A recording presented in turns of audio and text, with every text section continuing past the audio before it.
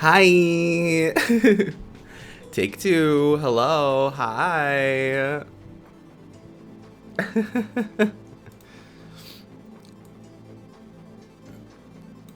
Did y'all live for the new video?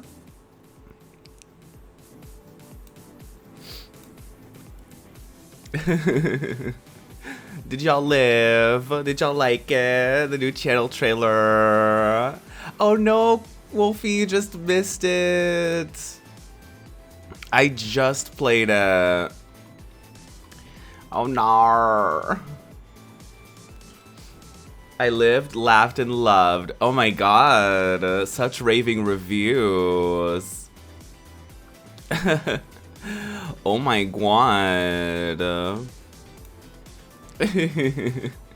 It was a lot of fun putting it together. It all kind of started because I was listening to music when I was like working on my highlight channel. And so when I'm like not the highlight channel, the archive channel, which you can find on my YouTube. There's a linkaroo in the chat. But I have a little archive channel where like you can find most of my streams, like all of my recent streams, a lot of like just gameplay from like older streams, but there's a lot of content on there throughout the years that I just like recently-ish uploaded on there. And so I was like working on like highlighting videos and then like transferring them on YouTube. And then so I usually cut out the intro from it because I don't know why, but I usually just cut out the intro for the stream. Maybe I shouldn't. Maybe I should. I don't know. I usually just cut the intro out and whatever. So I guess it's just like the video just magically timed with the song that I was playing, which is the song that I ended up using for the new version. And I was like, oh my god, I was telling Spin and Dex in the we were doing a work and twerk chat, and I was like, oh my god, this just happened. And Spin was like, well, what if you made like the new one, like whenever you update it, what if you made it with that song instead? And I was like, that's actually a great idea. And because like I've been trying to be more productive and like more, you know, get my shit together a little bit more.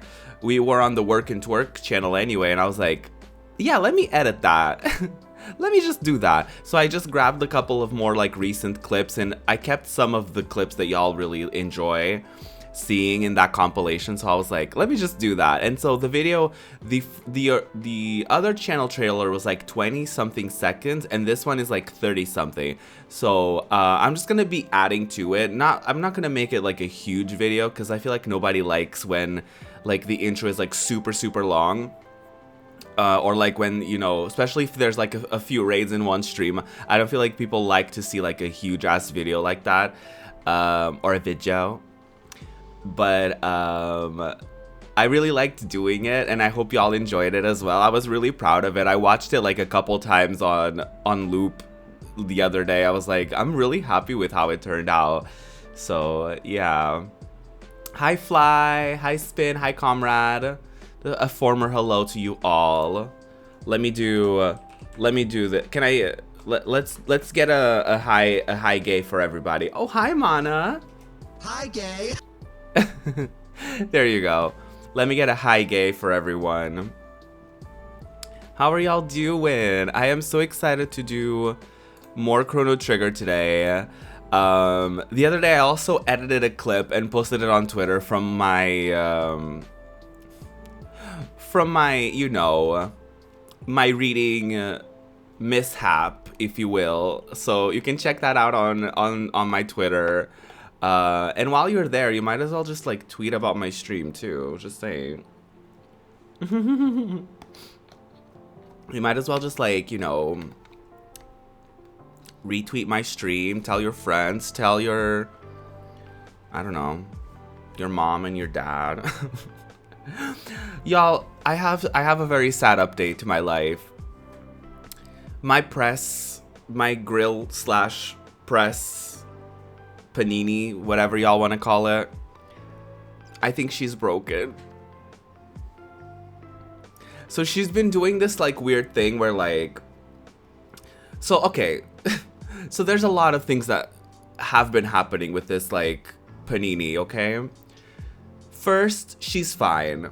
Secondly, the little wheel broke, so like it was stuck, like it basically like there's like a little wheel that you scroll through, and like you can have it at like off and then like 1 through like 5, I think, like as far as like settings of like how hot it would get.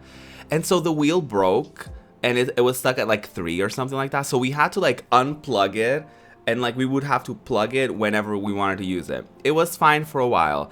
And then like cut to like maybe like a week or 2 ago, it was like you would plug it in and it was basically like not get hot enough to the, like it would get hot enough that like you would burn yourself probably, but like it wouldn't get hot enough, like you would have to wait a long time for like your bread to be like toasty. And I was like, oh, to get like that golden hue to it.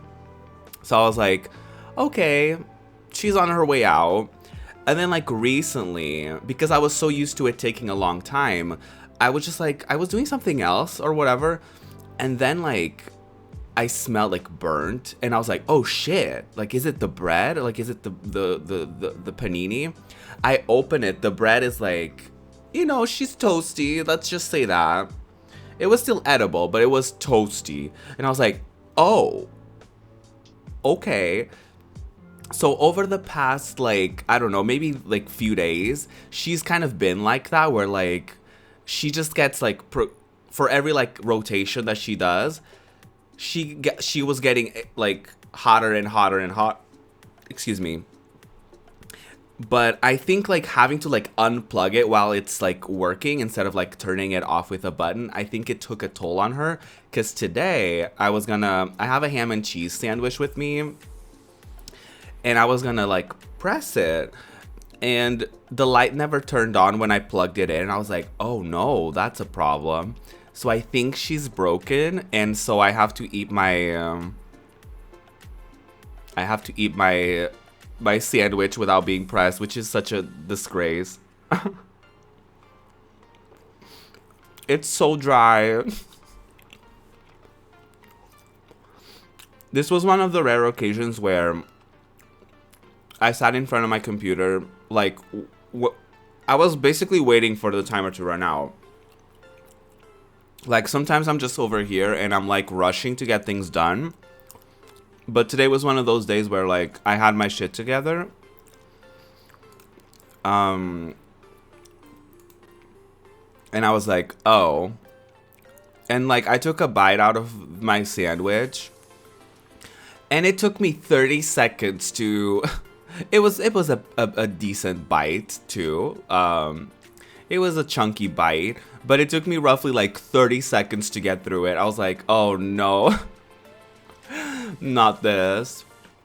So there's that. I think Pokemon Unite is updating today, isn't it? Unpressed sandwich. I know, it's so sad.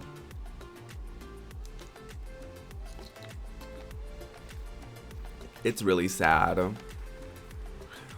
I mean, I could have like put it in a skillet and just done that, but I was like, eh. Or I could have put it in the oven, but I was like, eh. Y'all are so damn fancy. It's not being fancy, man. There's just things that like, because I used to work at a, like, I used to not really eat a lot of sandwiches, to be honest with you. Although like a pressed ham and cheese sandwich is like a very like popular thing here in Portugal. Like you go to a coffee shop, most places would have that. There's some places, like we have a sandwich called francesinha, which translates to little French for some reason, and it has like a special sauce that you put in it. There's places that sell like ham and cheese sandwiches, like you put them in the oven and then you pour that on top. And there's places that sell like hot dogs in like a little plate dish thingy, and you put like, you basically prepare a hot dog and then you put cheese on top of it, and then you put it in the oven, and then you put a little sauce on it, and it's delicious. Like there's places that do that, like just coffee shops. Like an average coffee shop is probably like, they probably do that for you here. And there's a shit ton of coffee shops because like coffee culture here in Europe is like such a big thing. Like in Portugal as well, like just like the little espresso, like people just have it at the counter, or people have it in like an outside seating area kind of thing. It's like, it's a very Portuguese thing.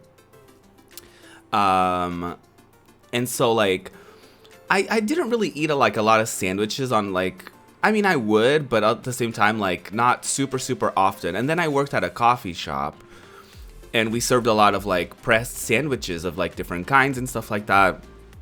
And I remember actively working, being like, oh my god, this looks so good.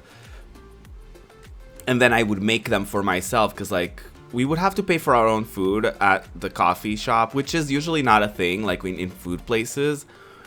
But they paid us a little. They paid us like a little. It's not a fee, but they paid us like food and drink, like I don't know what you would call it, but like a little from like as an extra to our like to the money that we would earn.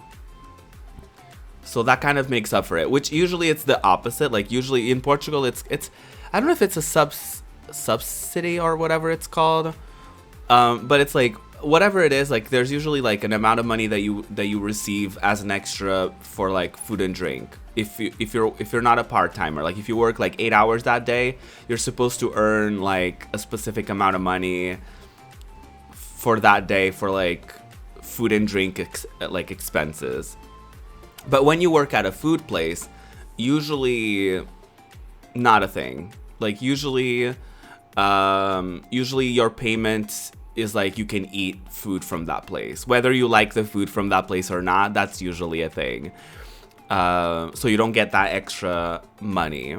Although McDonald's did a thing where they paid you something else. Like they had like, I think they kind of like played the system a little bit. So like we, instead of earning that, we earned like a different thing. So we would still have that extra on our salary. That was really cool of them, actually. They were like, oh, you know, we can't legally give you like a food and drink compensation because you work at a restaurant, but we'll pay you.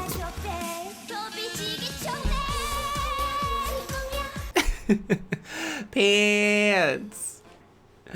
Hello. My timing is awful. No, you're completely fine. You're completely fine. Don't worry about it.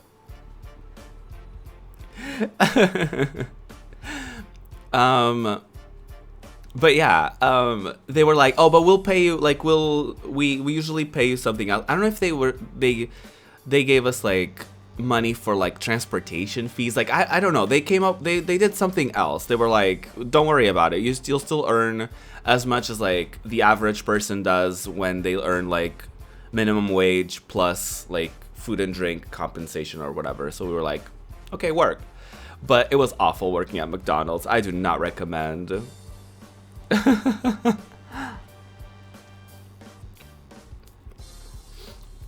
McDonald's over here is like probably the most popular place you could go to eat. Like in Porto, there's like a fancy McDonald's. I think I've showed pictures, but I can show it again. I think it made it to like BuzzFeed once and stuff like that.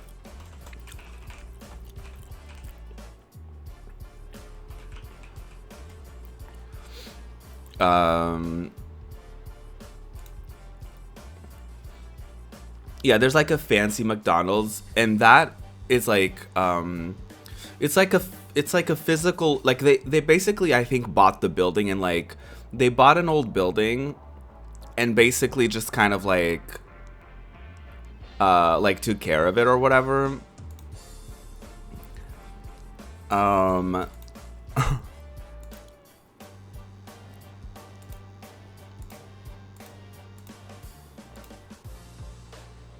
Wait, can I not make this full screen? Oh my god, I just want to make this full screen. But anyway, Sorry, I'm trying to find like a nice...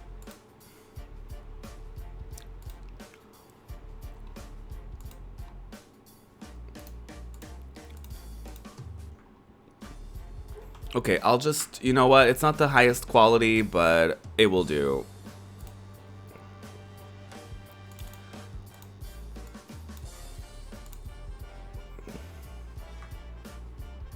This is what the like fanciest, prettiest McDonald's looks like. So this is like a very fancy McDonald's in Porto. They basically, I think they just bought out an old building. And yeah, they bought out an old building in like in the city, and they just like kind of restored it and made it like a fucking McDonald's. And it's I went there like a couple times, and it's like really nice. I think it has like a downstairs like floor as well with like, I think there's bathrooms, but I think there's also more seating area. The line for this McDonald's is like, sometimes you're getting to it and like the line is like fully outside. There's an outside seating area. Well, this is pre-pandemic as well. But I remember like me and a friend were like hanging out, and like the line was literally like outside. And this building is huge. Like inside, it's like huge. To get to the counter is huge. So the line was ginormous, and I was like, "Oh, we're not going. The line is too big." But this I don't know what I don't know why we got to this topic, but yeah. But McDonald's is like super popular here. Like even like a regular McDonald's, like I don't know like how it is in like other places, but over here it's like if you go to a McDonald's at like dinner time, it's like the line is usually like the line is usually goes to the door. It's usually like wild like that. But yeah. But apparently, yeah, apparently it was,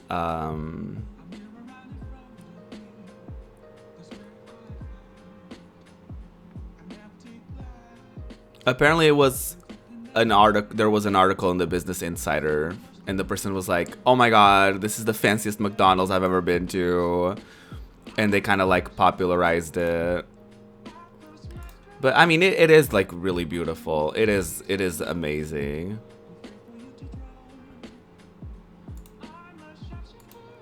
If y'all ever come to Porto, I'm taking you to the fancy McDonald's.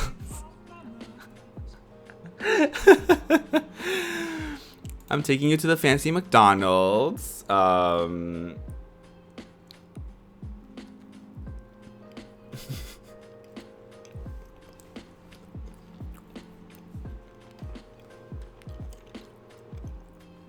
Two.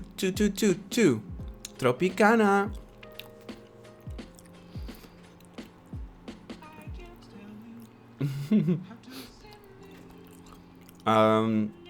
I wish that kind of food and drink compensation was a thing here. The best I got was when I work at a mall. It was a 10% discount in the food court. Oh, that's shitty.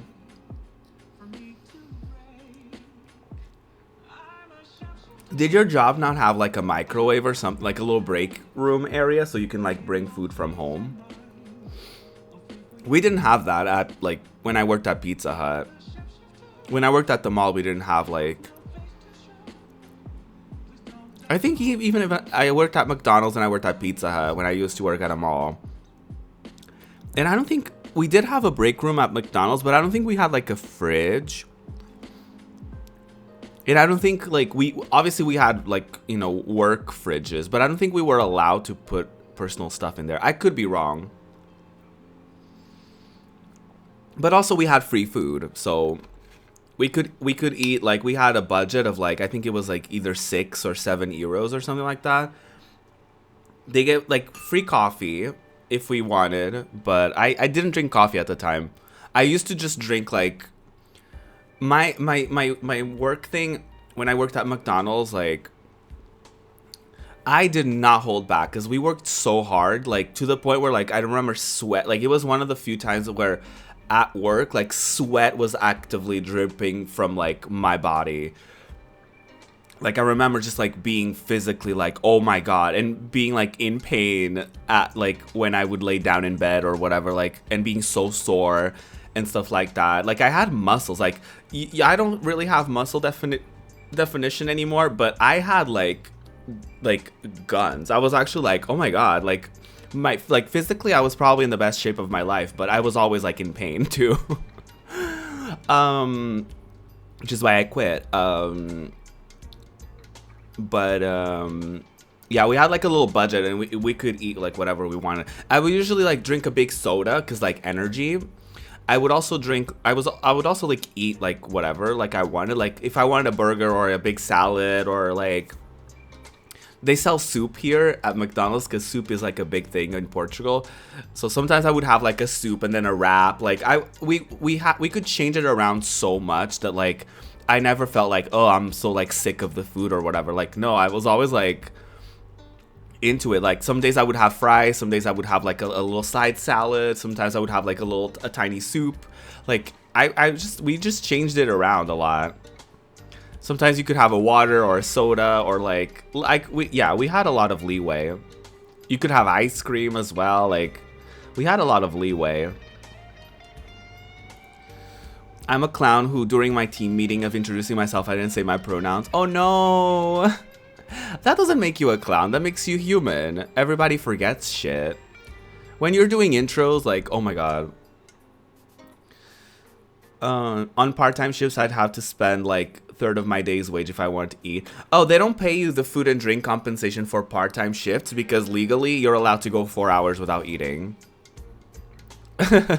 So, like, nobody's legally obligated to pay you. Like, if you're doing, like, a part-time shift, which is usually, like, 3 to 4 hours, they don't have to pay you. So, like, if you want to eat, like, that comes from your salary, girl. We get the fancy McDonald's, yes. Yeah, we could bring stuff from home, but at the time I was working 2 jobs, so I'd usually just get court food and inhale it between shifts. That's valid. Yeah.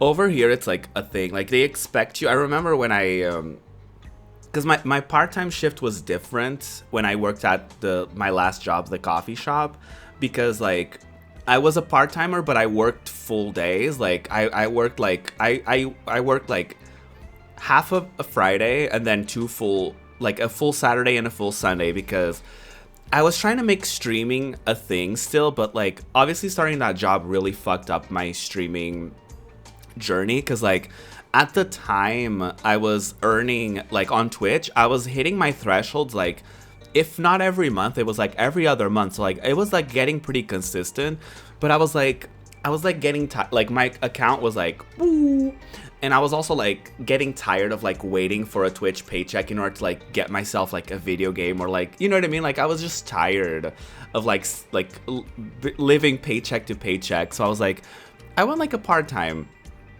Huge mistake. It's probably one of my biggest regrets. Like, I feel like if I just stayed consistent with what I was doing at the time with, like, Twitch, I would have been probably earning full-time. Probably not, who knows, but I was getting there. But anyway, I got this job and I was like, okay, I need to come up with something. So I was like, oh, I can only do weekends. And they were like, oh, that's fine. And I was like, okay, cool. Because it's easier for you to say, like, I can only do weekends than if you say, like, oh, I can't do weekends. Because usually they need people for weekends. So you're like, I was like, okay, I can only do weekends. I didn't even apply for the coffee shop. Fun fact. I applied for the grocery store. This is so funny. I applied for the grocery store that was next door. It's owned by the same people. But I applied for the grocery store. And at the time they were asking for my experience, and I was like, oh, you know, I'm really good with customers. Like, I used to work in, like, the food industry, so I'm really good with customers. And they were like, okay, cool. And I was gonna work at that section where they give you the Yeah, I think I was gonna be working in the section where they do like the ham and cheese and all that stuff. Is it charcuterie? Is that what it's called? Yeah. That's like the name of the section. I was gonna be that girly in that section, I think. And then it changed to something else. Charcuterie, that's it. Um that's the one. Um your minds. And then I was gonna do something else, but then I guess they needed people for the coffee shop, and they were like, actually, because of your previous experience, we were thinking, and that was like a big mistake of mine because at the grocery store, we only had to work Saturday and Sunday because they paid double on Sundays. And I was like, oh, that's actually really fierce. Like, I literally only have to work Saturday and Sunday. That's actually really fierce. I don't even have to do like 20 hours. I was like, that's really, really fierce, actually. And then they were like, oh, they need someone for the coffee shop, and like you have experience already in that area. Like, would you be willing to do it? You would have to work Fridays, like for 4 hours. I was like, I guess, because like I really wanted the job. Like I really wanted a job at the time, so I was like, and it was like pretty close to my home too. I was like, it was like walking distance. I was like, sure. And then fun fact, I quit because they wanted me to. And then I quit because I worked at the coffee shop and they wanted to force us to work at the grocery store. And and I was like, no, I'm not gonna do it. And the girlie was like, oh, you know what might happen by you refusing, right? And I was like, yeah. And then I literally the next day I went to the post office and I sent in my resignation letter. And so like the 30 days or 60 days that I was supposed to like work for in advance, I was technically at home because my workplace was closed, because this was like March 2020, like beginning of the pandemic. And so like I literally earned my like salary and I was at home because my workplace was closed, and I didn't sign what my other coworkers signed. They signed like a thing that was like, oh, even though I'm not a worker here, I agree to like work here for the same amount of time that I was working at the coffee shop, which they were all bitches. They were all fucking bitches, because I feel like people are like, oh my god, like I'm usually like the quiet one, and they're like, whatever. And like working these places, like I realized that a lot of people say things that they don't mean, because that was like, this was like the pandemic was first getting started. We didn't have like masks on. We didn't have anything of the sort. And I was like, oh, if the government declares that a state of emergency, I'm not coming to work. And every single person, there were like 4 of us like that ended up working that day, like separately, but we crossed paths. And like maybe like 3 people, and then 1 person was like texting us on like WhatsApp or something like that. And I was like, if the government declares a state of emergency, I'm not coming to work. And everyone was like, I agree, yeah. And like our manager was like texting, like called us at work, and like one of the girlies like picked up, and she was like, oh, our manager just told us that like our boss is going to ask us to work at the grocery store because there's a big likelihood that we're going to close the coffee shop for a little bit. And I was like, fuck no, like they never helped us, like why do we have to help them? And like I remember, because it was like at the time it was like a thing where like the people at the grocery store were like, oh my god, I have kids, so like I'm scared, like I don't want to come to work like during the day where like there's a lot of people. I want to work at like the time, like at the night shift where like people just basically like, it's like restocking, like you do the restocking at night. And they were like, oh, I want to do that. And because they were like older, they didn't have the power to like demand, but they were like, it's either that or I take like the week off or whatever. And like people were freaking out and all that stuff, so like they were desperate and they wanted us to work there. And I was like, fuck no, like we don't have a contract with them anyway. We're not legally like obligated to work there. And everyone was like, yeah, I agree, I'm with you, whatever, whatever, whatever. The second they called them, they were like, yeah, I'll do it.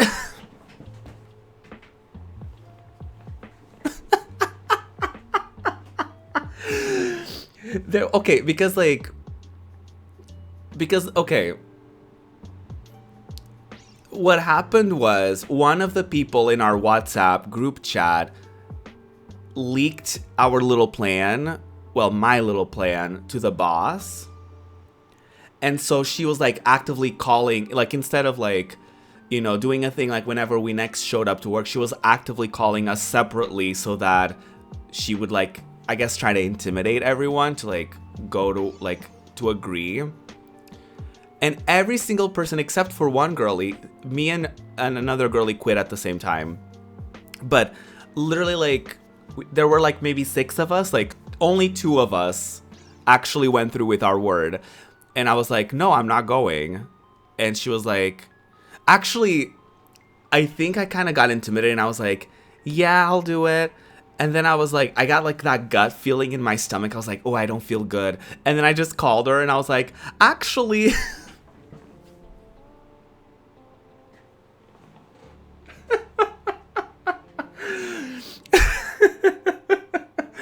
And she was like, and mind you, it was like the person like at the highest, you know, it was like the boss, right? I was like, oh, actually, no, I'm not going.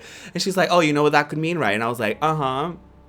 And literally the next day I went to the post office and I put in my resignation letter, and I just stayed at home for like the 30 days. The police had to shut down like the coffee shop because they didn't want to close it at first, even though it was like state of emergency and the government was like, coffee shops need to be closing down or whatever, but they didn't want to do it. And I think the police went and shut it down, y'all. It's fucking wild.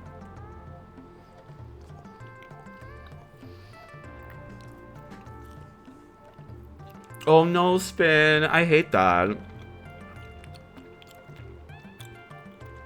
Yeah, people were like, I'll quit with you, and then they don't. Yeah. Everyone was like little bitches. Because I feel like if everybody stood their ground and everyone was like, no, we're not doing this, we would have all stayed at home for like 30 days. Or for however long the state of emergency went for.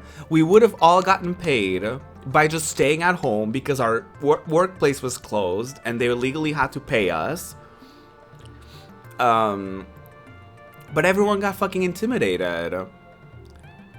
And then like one of the girlies quit and I was like, oh fuck, like if I ever return to work, they're gonna single me out. They're gonna make me do like weird schedules. They're gonna like, they're basically are gonna make my life miserable until I quit. So I might as well just quit now while I don't have to legally work, and my time will run out by then. And I was so scared, y'all, because like I think the state of emergency was like almost up and I was like, oh my god, I still have a few days left. I don't want to go to work.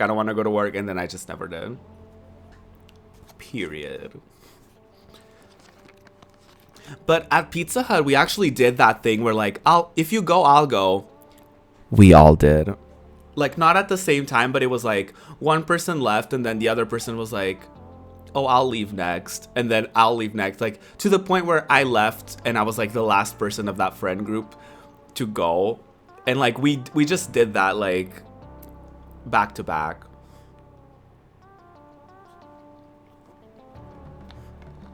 Yeah, like we actually went through and did it.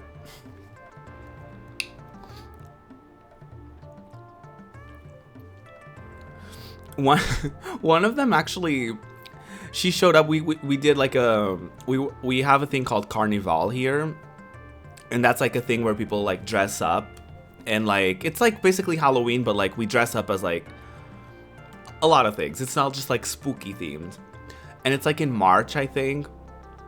And the first girlie in our friend group put in her resignation letter dressed as Chucky. Wait, no, it wasn't Chucky. It was, no, it wasn't Chucky.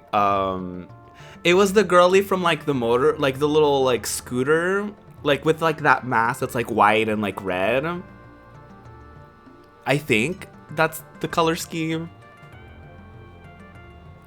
I forget the name.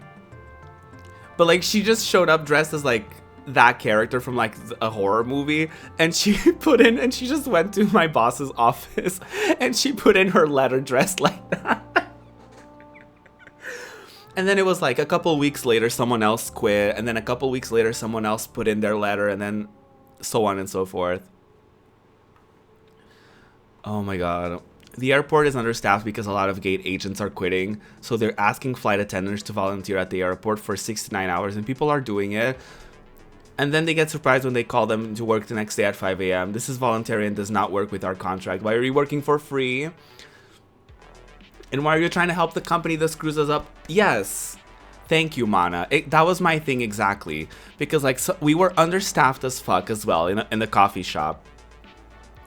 And like very rarely sometimes we would call like, I guess central, not central, but like we would call like the grocery store lady, and we would be like, can we get like one person to like wash dishes because like we need help.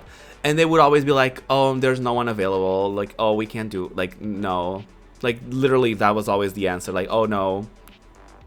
So when the tables turned, everyone was like, oh, fuck that, we're not gonna help them, they never help us. Guess what, Mimi? Y'all did. And then they did the worst fucking, they did the schedules that nobody else wanted to do. Like some of them were working from like midnight to 8 a.m. Or like 9 a.m. or whatever the fuck. Some of them were sent to different stores that were further away from their homes. And then they showed up at those stores, and the people over there were like, I don't know, just do whatever. I don't know what to, like, I don't know. And they were just like bumbling around, and I was like,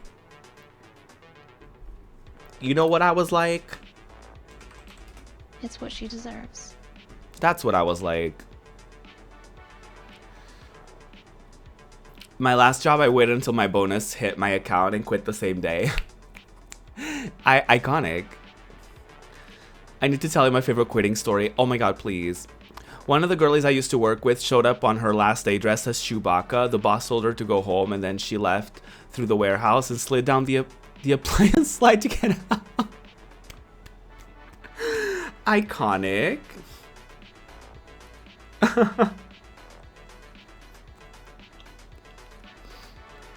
Oh my god.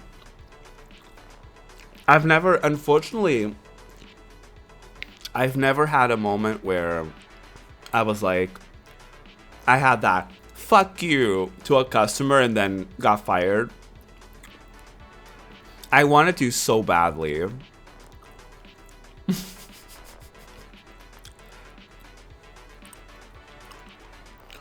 I never had that moment where like my last day at work I did something like that. Because I usually quit the normal way. Like I put in like, over here it's like you have to put in like a letter that says like, I'm quitting in 30 days. Like you have to give them like a month in advance. So like by the time my last day came, I was like, I couldn't give a shit. Like if people were rude to me, I didn't care. Like I didn't care enough to like answer or anything, because I was like, honey, I'm leaving. I don't care. Like it was like the happiest day of my life. Whenever that last day hit and you had to like go to work and you're like, oh bitch, I don't care. I don't care about anything. And everyone is nice to you because they're like, oh my god, I'm gonna miss you. Goodbye. Oh my god, bestie. So I was like, oh honey, no one can touch me.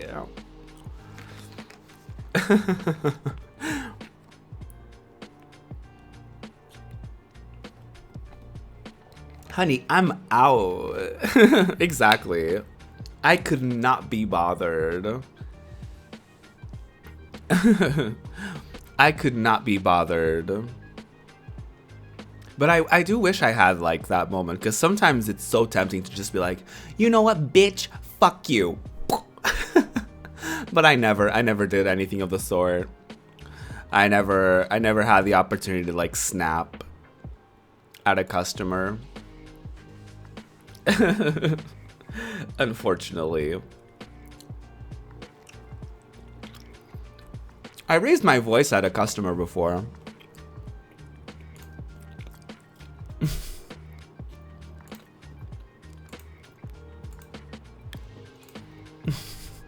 I did.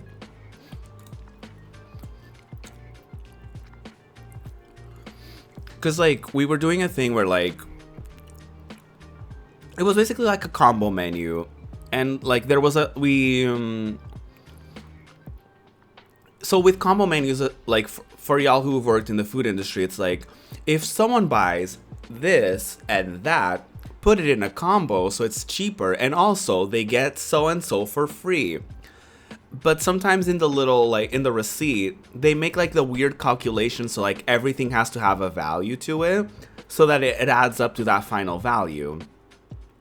And this girlie came to me, and she was like, oh, over here in this receipt, I never ordered a coffee. And it says over here that there's a coffee, and I didn't order it.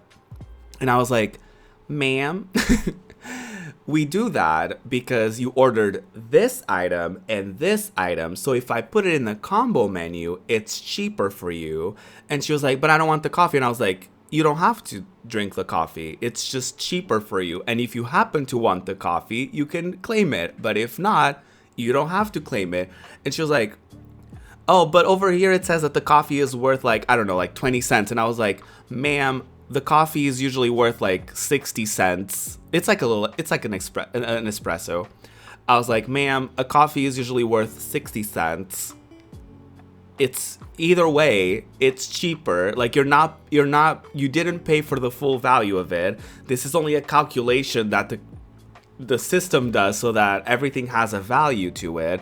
Because if you were to order every single... By the way, as I'm talking, the line is backing up. My coworker...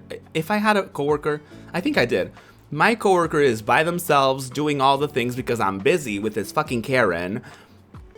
And I was like, ma'am, if you were to pay for all of these items individually, it would have been more expensive. That's why we put it in a combo, so it's cheaper for you. And if you don't want the coffee... And she was like... She kept going on, but like... And she did that thing that pissed me off the most, where she didn't understand, but she was like, oh, you're not understanding. And I was like, that's when I was like, that's when I raised my voice. She was like, oh, you're not understanding. I never asked for the coffee. And I was like, I raised my voice and I was like, you want the money? Take the money. I opened the register. I gave her like the fucking 20 cents or whatever. And I was like, you want the money? You can take the money. She was like, oh, no. And I was like, have a good day. And then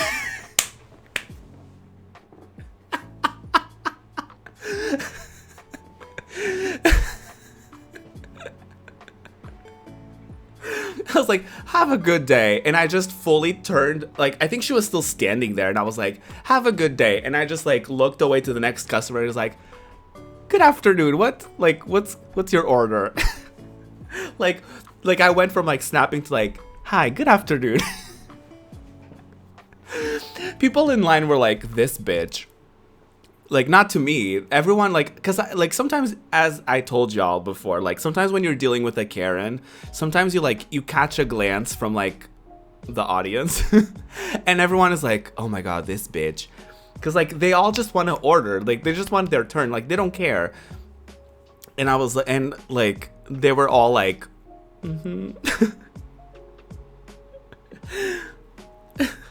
And I remember the one I don't remember her face. I don't remember anything about her, but I remember the person that was next was so nice to me. She was so sweet to me.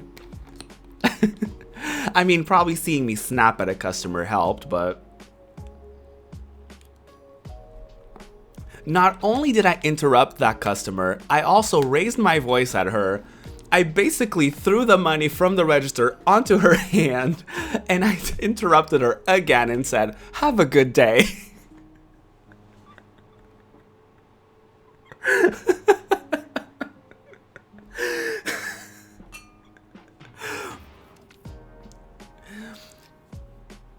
Oh my God.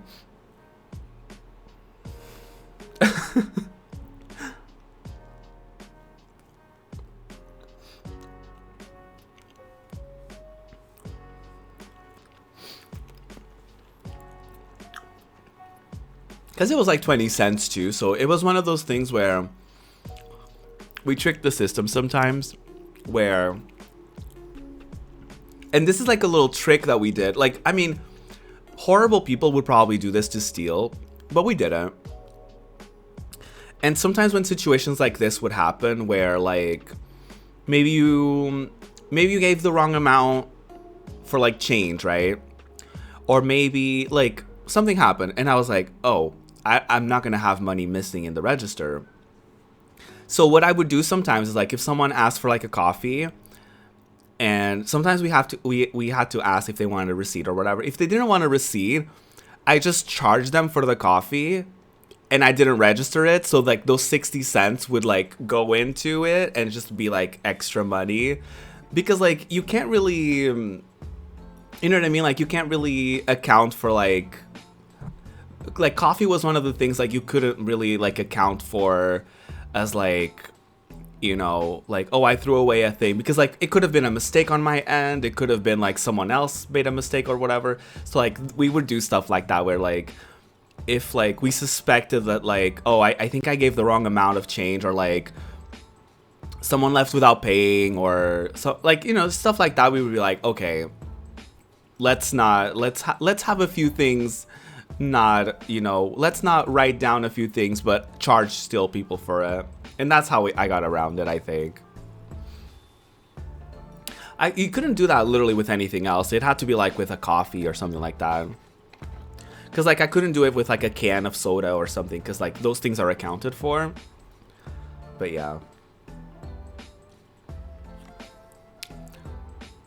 I remember one time I had a customer who, like, I think he asked for a coffee and a thing of cigarettes or something like that. And he went to sit down, and it was like you had to pay before you sat down. But I didn't want to have that conversation again. And I could see him. But it was a huge mistake on my part, because he was like, oh, I'll pay in a little bit or whatever. I was like, okay, fine. So he just sat down. And then next thing I know, I look in the corner of my eye and he's not sitting there anymore. And I was like, fuck. And so it was totally my fault. And like a packet of cigarettes is like around 5 euros. So it's not like, you know, it's not a huge amount of money, but it's a decent enough amount of money that like it shouldn't be missing from the register, right? Especially because I rang it up or something like that. So that was also a mistake number. Actually, I don't know if I rang it up. Either way, it was my mistake. And so I lied. I was like, oh, he said he needed, like, he just sat down and then he just like, I don't remember. I think I said like, oh, he said he was going to get money and then he never came back with it. And then my manager was like, what did he look like? I was like, I don't remember. There was so many people. I don't remember. And then she contacted the security guard and she was like, can we get like the camera footage? And he was like, oh, we can't access camera footage unless someone reports it to the police. And then like we can go through the footage. And I was like, and then I was like hoping that he would come back. I don't think he ever came back. I mean, honestly, to be honest, if he did, I wouldn't have recognized him because I literally don't remember. But I fully lied. And I felt so bad because I was like, oh my God, I'm going to get caught and it's going to be so bad. But I never got caught. But I was so scared because I think she brought it up like in a different like day. Like she brought it up again in other days and whatever. And I was like, I don't know. I don't remember his face. And like I was the forgetful one, and I am very forgetful. So like it went with my brand. But I felt so bad. But I panicked and I lied. That was mistake number one. I should have just been like, He said he was gonna pay, like, I should have forced him to pay, but I didn't, and then he left. I'm sorry. Like, I should have just came clean about it, but I didn't, and I felt so bad. I felt so bad. But never got caught.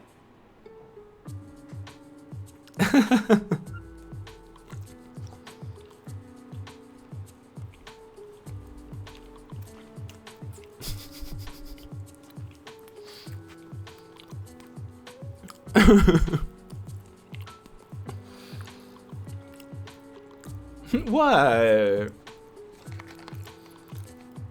Listen, it's a big corporation. Maybe that man needed free cigarettes that day. I didn't give it to them on purpose.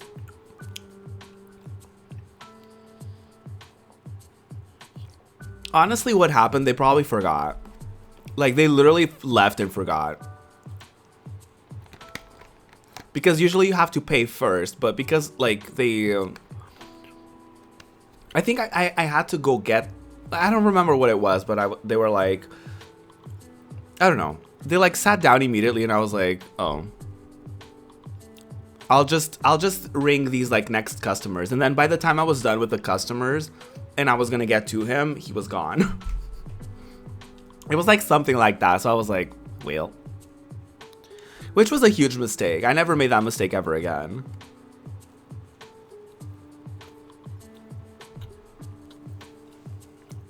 But yeah.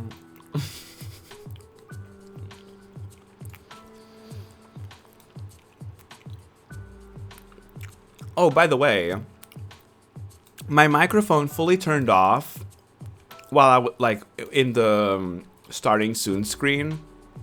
And when I replugged it, I was like, I want to know if it's working. So I just recorded a little test thing, and then I forgot that y'all could hear it. So this was playing on loop for like a few seconds. 6 videos. 6 videos. 6 videos. 6 videos. And I forgot that y'all could hear it, and then I just saw Spin in the chat was like, Ruby! And I was like, oh. I forgot that y'all could hear it. And it was just like 6 videos. 6 videos. 6 videos. And I was like, it hit me. I was like, oh fuck, they can hear it probably. And y'all could. Honestly, the perfect start to the stream. I wasn't lying when I told y'all that that's what I say when I'm testing audio.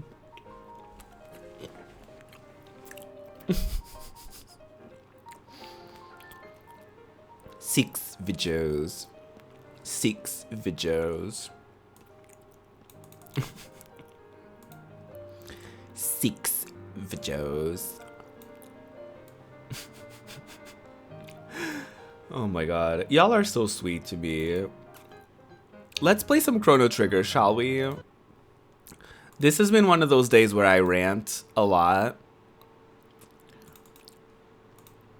And that's totally fine. That's totally fine. There's nothing wrong with that. But it just kind of happened.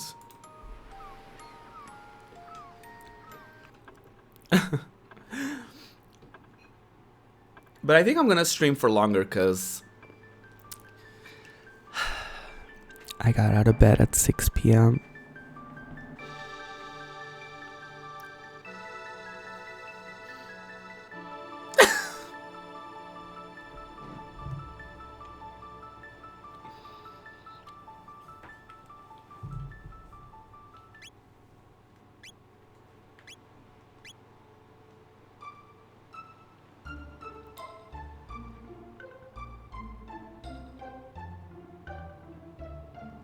Anyway.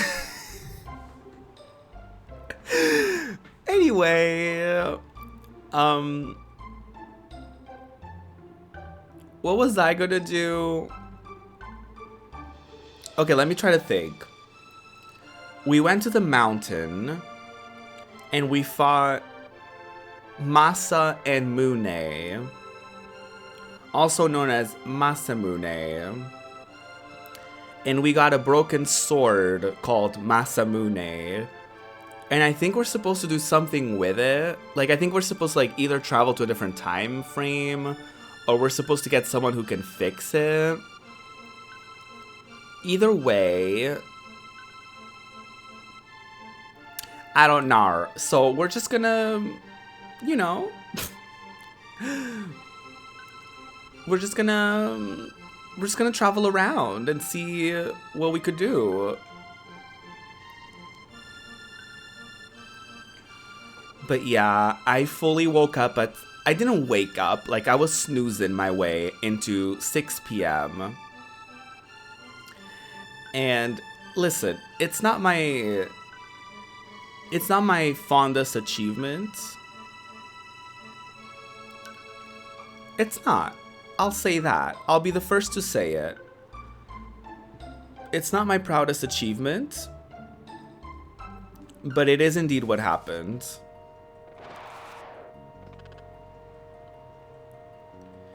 At this point, I feel like I just need to wake up later and later and make that my legacy until eventually my sleeping schedule fixes itself, because earlier surely is not working. Waking up early surely is not doing the job.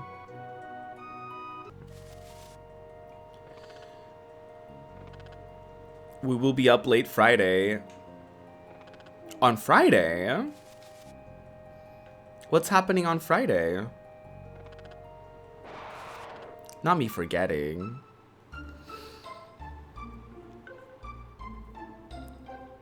It's Saturday, pants. Because it's Sunday for them, I think. I gotta call Social Security. Hopefully I won't be on the phone for 3 hours again. Oh my god, please. Hopefully it's not gonna be 3 hours again. That was fucking rotted.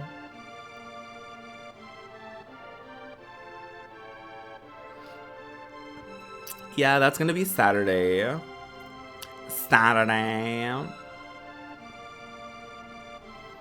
We can probably watch videos. I mean, what we will probably do is we're probably gonna watch Girls Planet. And probably other things leading up to the time frame in which ATs are gonna have the live stream.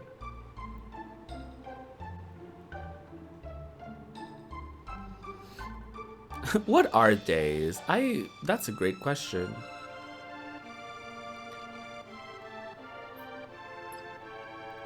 Yeah, I think I'm gonna have to jump into a time portal or something of the sort.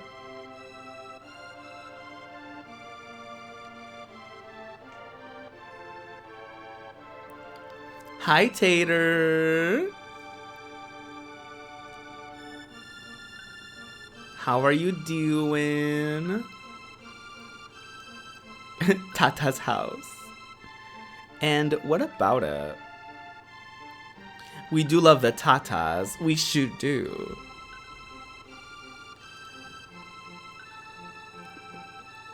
It's on a small island. I don't know which one.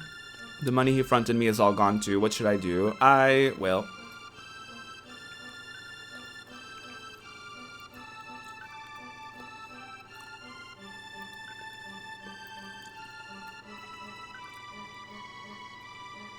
Girly, I don't know. I tried getting in and I couldn't. I'm good. It's so nice to see you. Forgive me. Truth be told, I plucked this badge from the floor of the tavern. Some besotted froggish fellow dropped it as he stumbled out. No! Rotted. I thought to sell it, see, but then everyone started calling me the hero when they saw it, and well, I didn't know what to do but go along with it.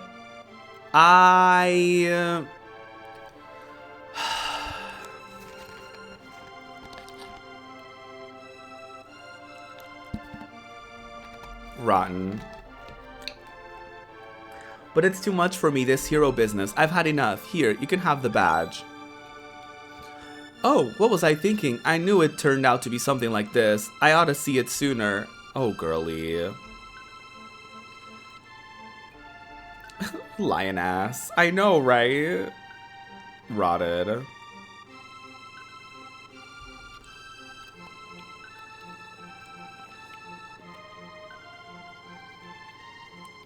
Well. Goodbye.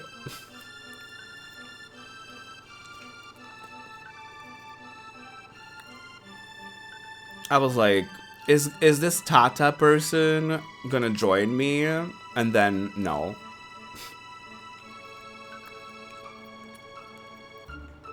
We have to give it to our froggy friend. To our friend J-Hop. Oh, woo, well. Changing my name to Tata Thoughts. Please do. Iconic.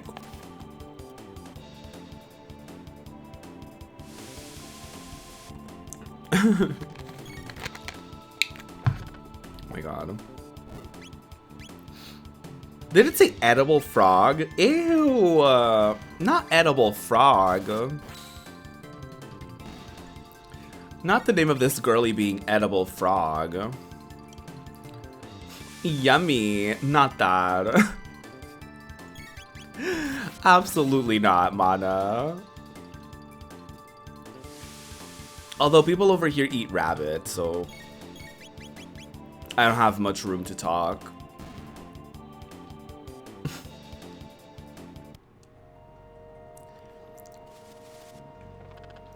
It's so nasty. I don't know why people do it. Hi, Wig. You've returned that badge. I see, so you met the lad, but there's not a thing I can do against the Fiend Lord. To fight him would require the legendary Masamune, which is... No matters is little. No matters is little? I think I misread that. Even had I the blade, I've no right to yield it. Please leave me be.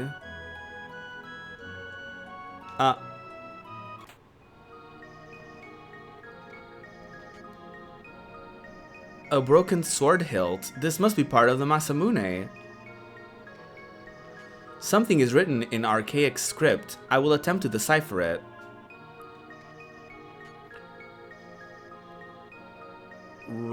Roichlem?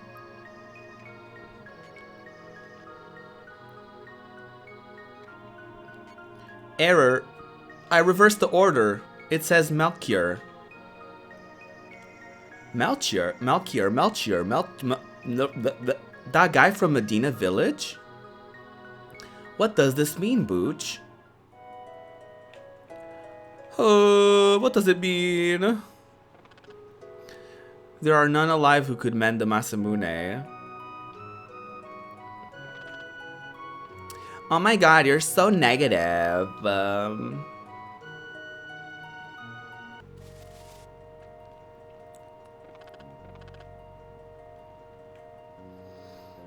I just do a... instead of reading the name.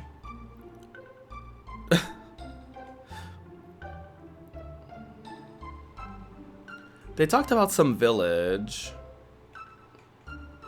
I forget the village that they were talking about.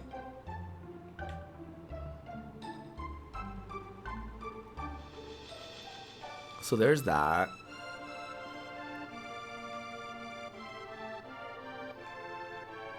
Could this be the village?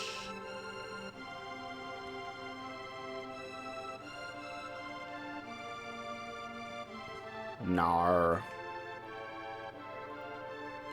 It's probably on the other side of the bridge.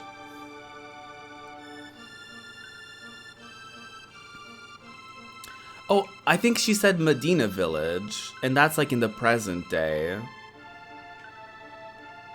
How the fuck do I go back? Oh, I think I just go to the canyon.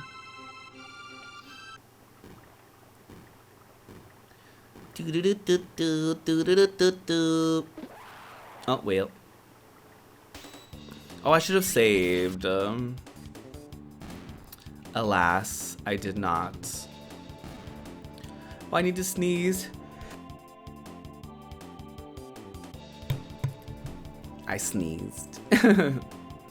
I sneezed. I snoozed.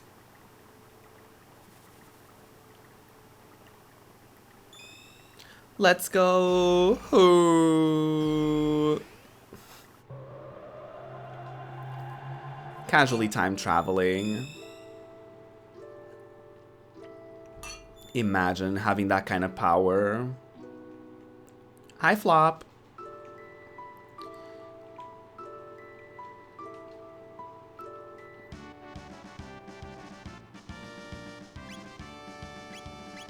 Do I need her? No, I don't. Sorry, girly.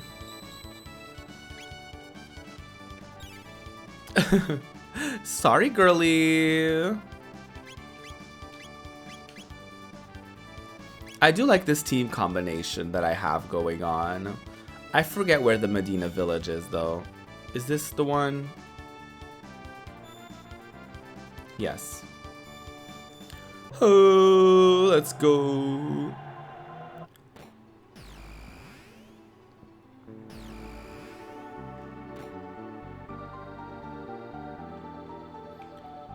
No, I need to find Melchior.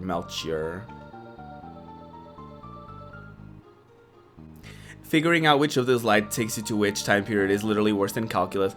It's really bad. It's really, really bad.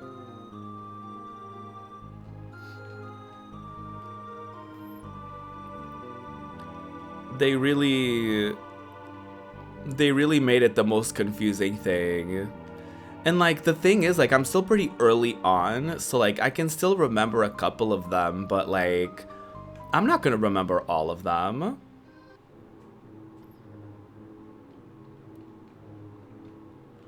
I'm definitely not gonna remember. I'm definitely not gonna remember every single one. No, I don't think any of them are the person that I wanna talk to.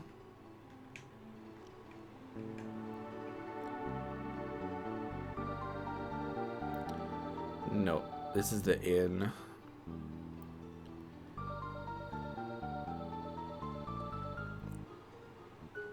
I just need to figure out where they were.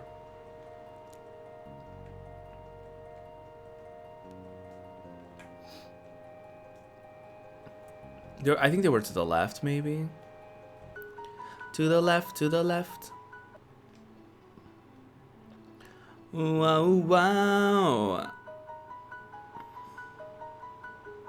Oh, there she is. Hi, Flop. Oh, you're back again. Come to see my collect. This sword. It's the Masamune. How did you get this? Why is your name on that sword? Well, that is a very long story. But that is the story you came to hear, is it not? Yes, tell us about the Masamune. Is there any way you can fix it? I could, were it possible for us to get our hands on some of the dreamstone from which the sword was made. Dreamstone? No record of such a substance exists in my memory banks. It's nowhere to be found anymore. It was a glittering red stone, once valued even more than gold. Unfortunately, that was long, long ago. Longer even than you can imagine. Oh, really?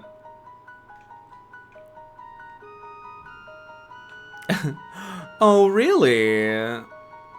Well, time for us to hop on our little time machine. Excuse me. Let me just burst into your home, enter your closet. Nothing to see here.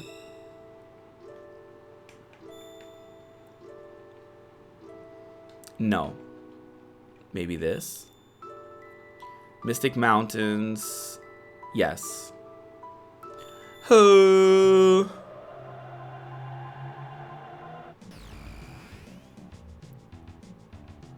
Ah. Not that. What are those? This life form is most perplexingly unusual. It appears to possess both human and dinosaur traits. Well, I guess that's that.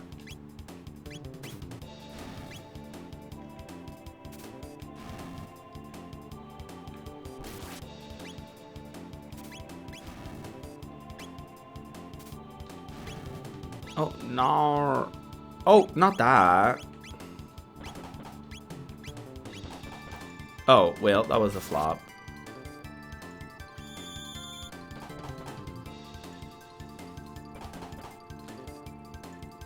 Oh my god.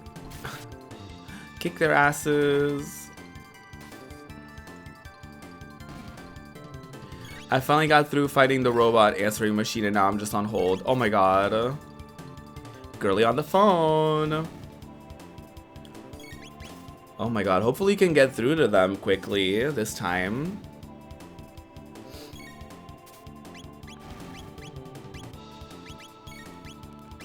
Oh, they hit him. Well.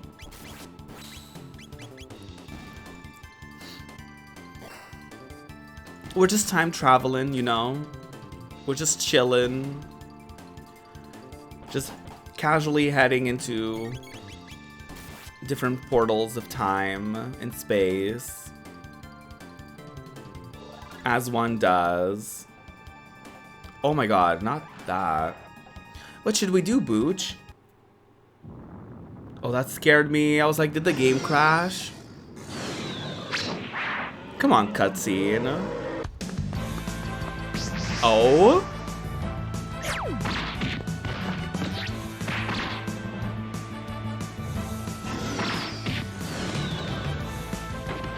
Yes, girly!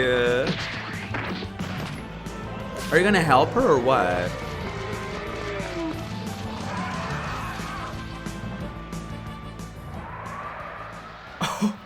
Oh, he's shook. Oh, that was iconic.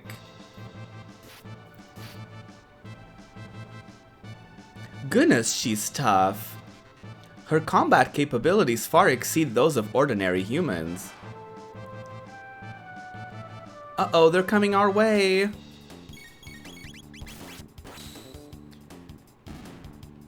That cutscene was beautiful, by the way.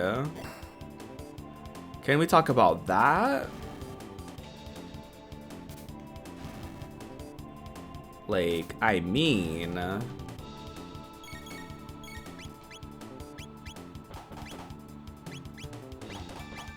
You're beautiful. Aww! Oh my god. You're so nice. Aww.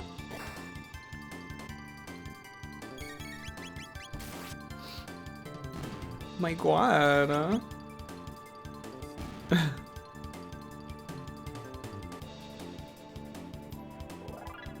Keep getting petals.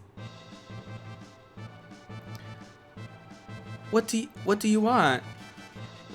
This not this female. This female is in a severely agitated state. Provocation is inadvisable.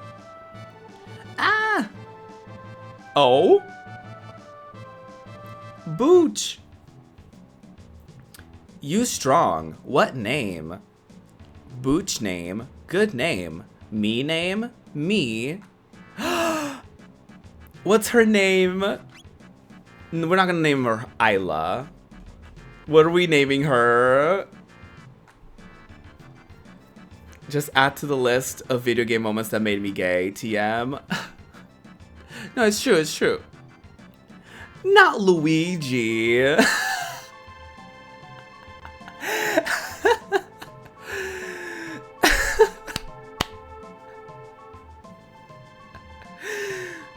Queendom, Stan Red Velvet. You're onto something. Oh my god. I can only use 5 characters, y'all.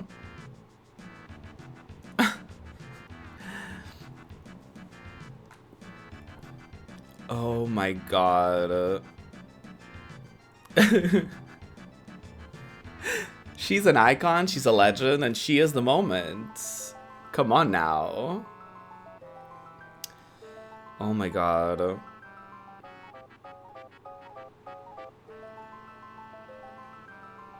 I got a second Luigi. Not Luigi. Y'all, we're not gonna name this iconic girly Luigi.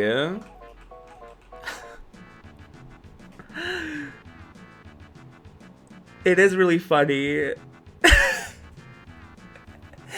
It is really funny. It is really funny. It is.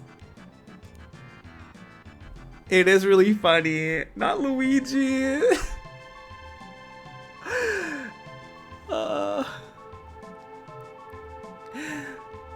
It is really funny. I can't really, I'm really bad at thinking of names. We have Booch, we have Coochie, we have Gnarl, and we have Robot, and we have J-Hop. And now we have Luigi?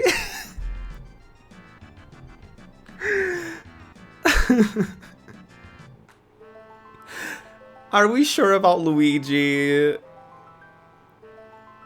We're making Luigi a gender neutral name on this day. I think we're going with Luigi. Luigi it is.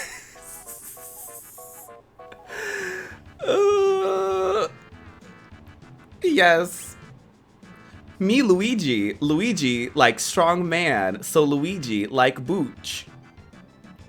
Get away from her, Booch. You strong too. Luigi like strong person. Man, women, both like. Oh, so Luigi is bi. Oh dear.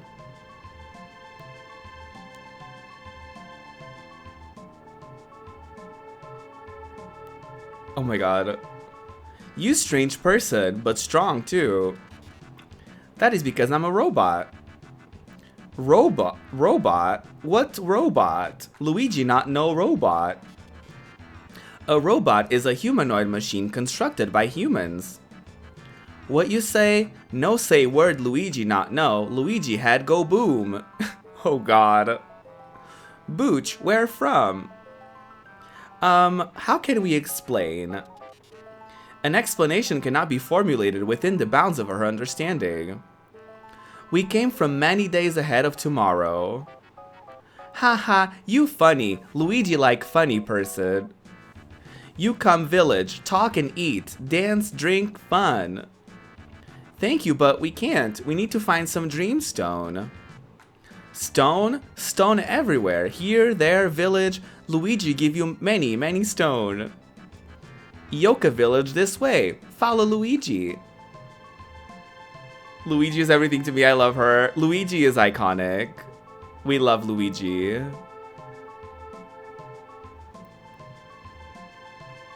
I love that I'm gonna have to jump off a cliff every time I want to time travel.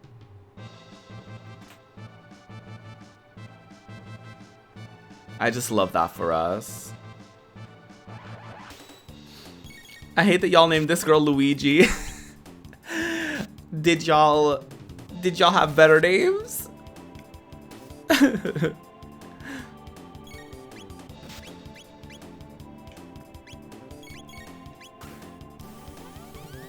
It was objectively the correct name for her. You said Queen.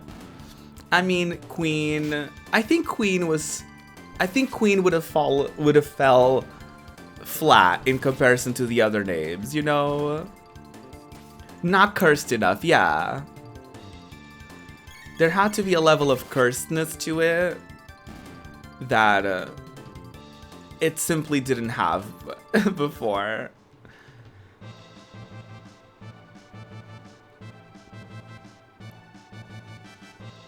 Oh, not these Beyblades.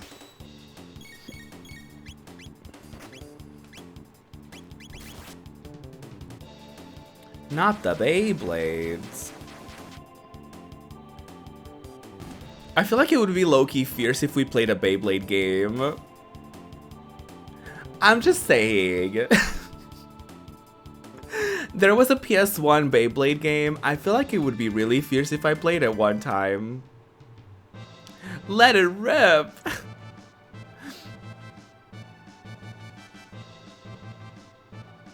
I mean... Well... Where is the village? Maybe it's to the right. Oh, there it is.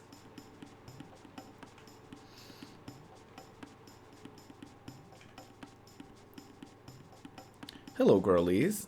You wear funny skins. Chief Hut, north of village. You want to see pretty stone? Redstone Chief has. Oh, give it to me now. I look around. I can't steal anything. Bah, blades. You reptile friend, I beat you up. Oh, not that. Drink happy water, drink feel good. Sure. Thank you, thank you. Reptile scales cold blood, hard to beat. No, thank you. Girlies, I'm gonna fall asleep while on hold. Oh no, not that. Nar. You can do it. Oh, she's the chief? Good. Booch come. Night soon. Finish ready for party. Booch this way. Listen, Luigi. We make new friend. Strongman Booch. Booch friend Gnarl. Robot. Ooga. Now dance, Bobonga. Oh, it's from the little dance that we saw. In like the little cutscene in the from like the little festival that we did. They were doing like the little dances. Booch, eat, drink, dance, sing. Is this the most appropriate use of our time in the current situation? It's not, Robot. Come on, Booch, let's have fun. Oh, look at the robot. Look at him. Oh, look at him go.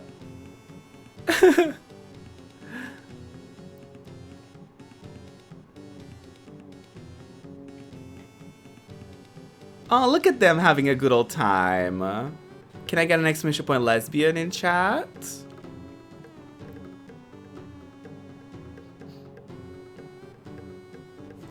Let's take a moment. Ooga booga moonga people dance with wind people. Iconic. Good music. We want to pass down many generation. Good. Okay, I already read that. Lesbian rights. Hello. Thank you, thank you. Thank you, thank you. Oh my god. Everyone is iconic in every way. You not a Yoka person. Why Luigi give party? Strange. Okay, are we done? Booch try drink? This only special time drink. Good drink. Name Skull Smash. Next day, Skull feel like smash. Yoka village fight reptile. Leader name Azala. Azala very smart. All in Yoka village fight. No fight person go to La Ruba village. Always run from reptiles. Always hide. Not know where village. Azala want to destroy Yoka. La Ruba both. But Luigi no lose. Only when Luigi dead stop fight. No more talk that. Today meet Booch. Good day. Eat, drink, dance, sing. Oh, that's tequila. Alright, girly. This fluid contains immeasurable impurities. This is wonderful, isn't it, Booch? I think I'll dance too. Not the robot drinking. Let's dance, sure. Yes, let's do it.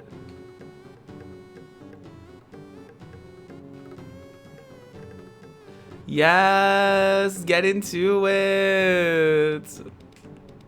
Yes, look at us go.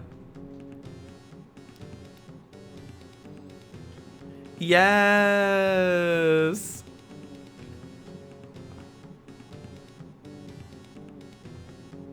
Okay, it's X, Y, B. Okay.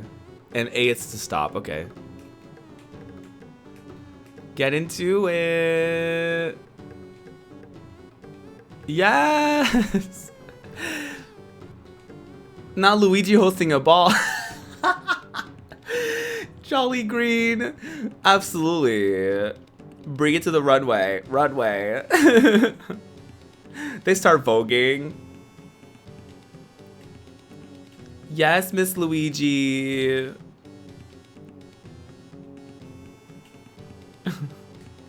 Category is prehistoric realness.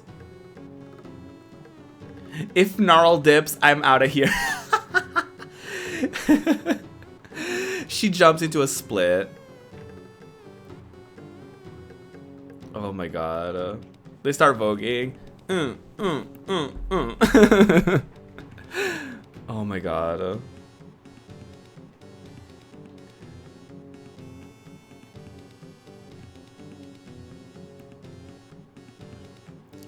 That's funny. Okay, I'm done. Can we go now? Booch, red lock, look for this rock? Rare red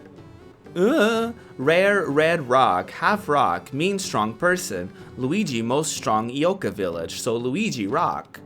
Booch want, Booch challenge Luigi, win, Luigi give. Booch challenge Luigi? Sure. Luigi go, get more skull smash. Party now, so drink. Booch and Luigi have battle. Who drink more? Wait, are we having a drinking battle? Oh my god, we did this in the... We also did this in the present day. Oh, I got this. Oh, we're drinking. Huh. I love that she's challenging me to a drinking battle. No more Booch. Luigi lose. Give rock. Booch drink good. Drink one more to strong Booch. Such a strong Booch. Poor. Maybe too much drink. Oh my god. Oh god, Bucci is smashed. Good morning. It appears that liquid induces peculiar behavior in humans. Morning, Booch. Wasn't last night fun?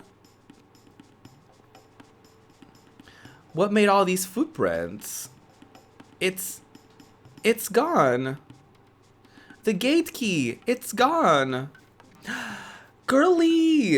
It is probable that these tracks were produced by the perpetrator. Attempting to enter a gate without the gate key would involve an unacceptable degree of risk. Booch, let's go find Luigi.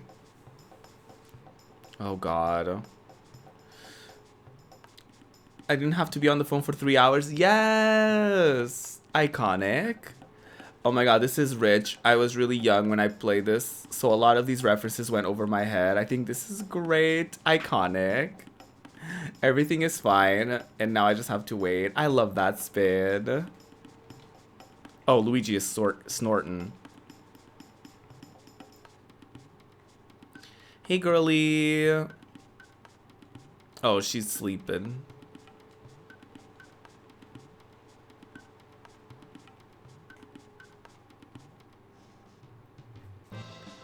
Huh? Oh, Booch early awake. Too much skull smash. We wish you could let you sleep, but a valuable thing was stolen from us. What? Stole? Must be reptile. Burp. Booch go with Luigi. We find bad reptile. Who else come? Ooh. Oh damn, Miss Luigi is level 18. I'm gonna keep Gnarl on the team just because I don't know if Luigi can heal or not. So I'm just gonna keep Gnarl on the team because she's a good healer. But a part of me is tempted to have Kuchi on the team. But no, I'm gonna keep Gnarl because she's a healer. Maybe village person C. We go ask. Booch come.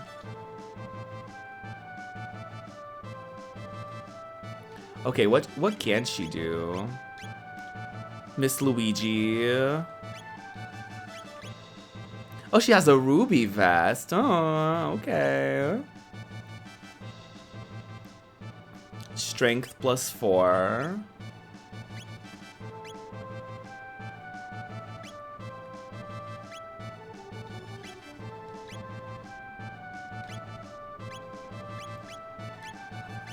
Kiss. She is a healer. Lightly heal ally and restore status. She just gives you a little kiss. I love her. She just gives you a little kiss. A bye icon. Her kiss heals literally anyone. Oh my god. Why is she so iconic? Lightning stun dinosaur, you know? No, I don't. Oh, actually I do. That actually makes a lot of sense. Oh, you come see me? What you have? Fang, petal, horn, feather. Give me 6. 3 each. 2 kind. I give you strong thing. What you give me? You have no thing. No thing, no trade. Fang, petal, horn, and feather. Give me 6. 3 of 8. 3 each. 2 kinds. I give you strong thing. I think I have, I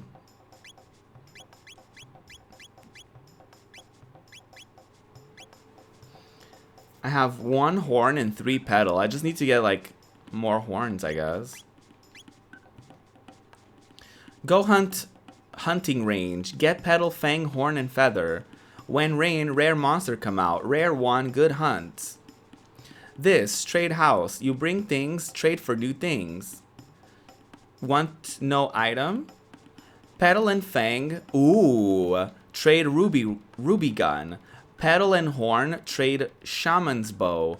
Petal and feather, trade stone arm. Fang and horn, trade mammoth tusk.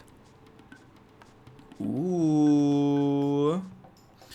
That made me think of the time you were watching game announcements and maneuvering your camera to give everyone a little kiss.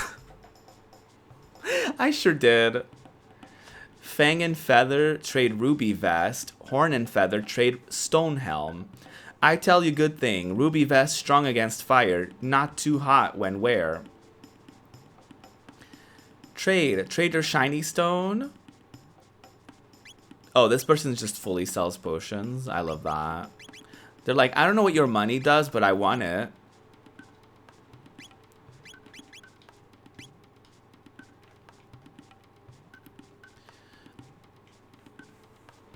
Okay, cool. That's actually pretty fierce. I might actually, off stream, I might actually come back to this time frame and like trying to get some of those items. I'll probably just get whatever items I end up getting naturally. Me see reptiles come from meeting grounds. Go south, forest maze. Where Kino? No see all day. Oh, Kino did it. Forest maze, scary place. Many monsters, many paths. Chief, be careful. Okay, so we're going south. Maybe. Reptile strong. Chief, take this. 4 potions. Okay. Reptile leave footprint when run. Follow print, find lair. Drink happy water? Sure. I'll drink happy water. Reptile scales cold blood. Hard to beat. We got it. We got this. Let's go to the forest maze, girlies. Oh, I should save. I should save. We have a new friend, though. Isn't that iconic? Hey, girly. Kino, what you do? Say now. Oh, they're fighting. Kino, sorry, Luigi. Kino, take Booch stuff. Why take? Kino like Luigi best. Oh. Ooh, this lesbian drama. Kino like Luigi best. Luigi say like Booch. Kino mad. Luigi, you don't have to do that. Kino know why Luigi hit? Luigi no like Kino. No. Luigi like Kino best. Oh. So Luigi no want Kino do bad thing. Bad thing not good. Oh. Lesbian rights. Luigi. Kino sorry, Luigi. Kino sorry, Booch. Give thing back, Booch. Lesbian rights. Hello. Lesbian. No have. Reptiles take. Reptile? Where reptile go? Run trees there. Luigi go. Kino go back village. Luigi gone. Kino protect Yoka. Okay, Luigi. I love and hate that we called her Luigi. It's making these scenes a little bit more funny than they need to be. Kino man. Luigi die. Luigi have baby. Then Kino chief. Luigi. Follow Reptite. Get Booch thing. I've been saying reptile this whole time and I think it's Reptite. Well. Aww. That was so sweet. Luigi was like, no bitch, I like you more. She's just a flirty girly. She likes everyone, you know? Oh my god, that scared me.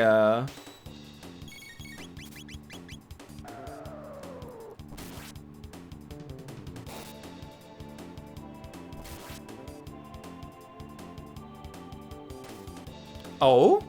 Not the bird changing colors.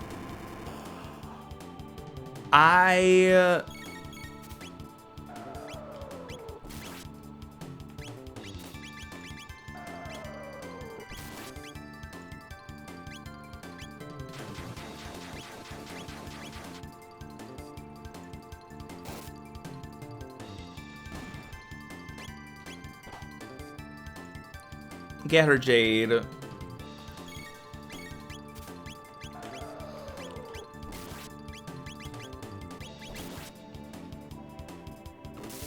I'm assuming this is how we get, like, feathers. Or not. Or we get nothing. That's also a thing, apparently. I just noticed that we can't use Luigi's ability.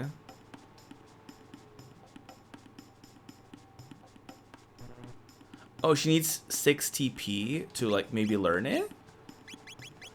Oh, I see.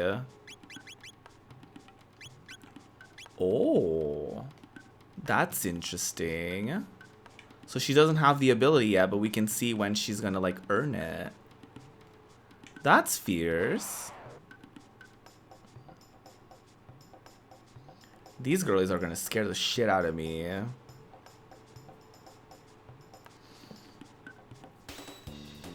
They took their sweet ass time to get here. My god. What are y'all up to? What have y'all been playing? What have y'all been watching, listening to? Y'all, I was watching Card Capture Sakura yesterday. And the weirdest fucking plot point happened. And I don't know how I wasn't aware of this as a kid. It was the weirdest fucking plot point. So this is what happened. Okay? There was this episode where it was like Sakura was doing like a sports day at school, right? And like it was a day where like the parents were also participating. So essentially it was a day where we got to learn a little bit more about like Sakura's mom, because Sakura's mom is dead. She only her dad is alive, and then we don't know much about her family. We don't know much about her best friend's family because like she's super busy. She's the CEO of like a toy company. It's like a whole thing. But they end up showing up to this school event, right? And this is when we learn that okay, this is fucking wild, okay? Get ready. This is when we learn that Sakura's mom was a high schooler when she met Sakura's dad, who was her teacher, and they got married when she was 16. And oh yes. And then we learn, oh, it's not over yet. And then we learn that Sakura's best friend's mother was in love, basically, with Sakura's mom. Turns out they were cousins.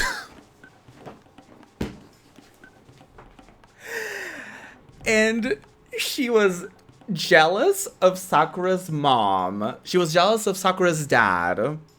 But she was also the only person, and I mean T, she was the only person who was, like, she was the angriest, and she was the person who was most against this marriage, which, you know, T, she was 16.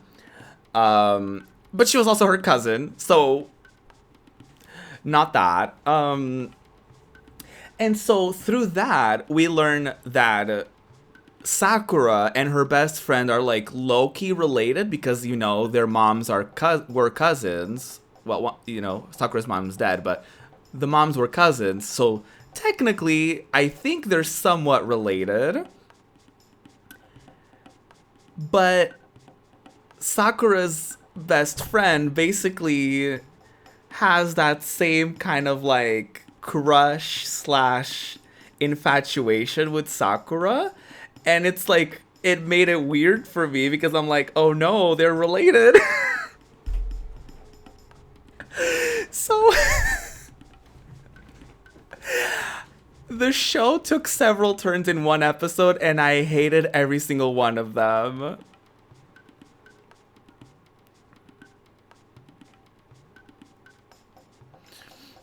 I completely forgot about, apparently in the future season, there's a character that fully falls in love with a teacher, and like, they just fully, I think, get married or something like that. So that's a thing as well, that they do. One thing that I like about the show, though, is, like, you constantly get, like, male characters getting, like, blushing at other male characters. And you get the same with, like, female characters at other female characters. And I was watching my friend Kara Cheratomo. She was streaming a while ago, and she was talking about how the creators of Sakura Card Capture actually wanted the show to be like representation for, like, they wanted to show different kinds of love. But it's like, maybe not all kinds of love should be portrayed in this show, because some of them are really bad.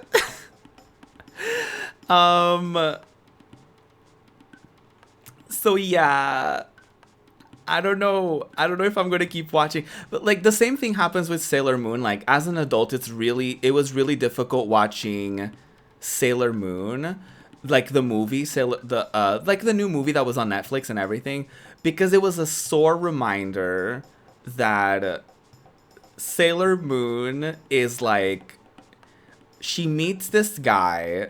Tuxedo Mask is like a high schooler and she's a middle schooler. And then I think they're fully dating by the time she's a high schooler and he's like a college student. So, and like in the movie, there's like a weird plot point where like their daughter that visited from the future is jealous of her dad's relationship with her mom. So it's just, there's just some things about these animes that like the source material that they get inspired by is just,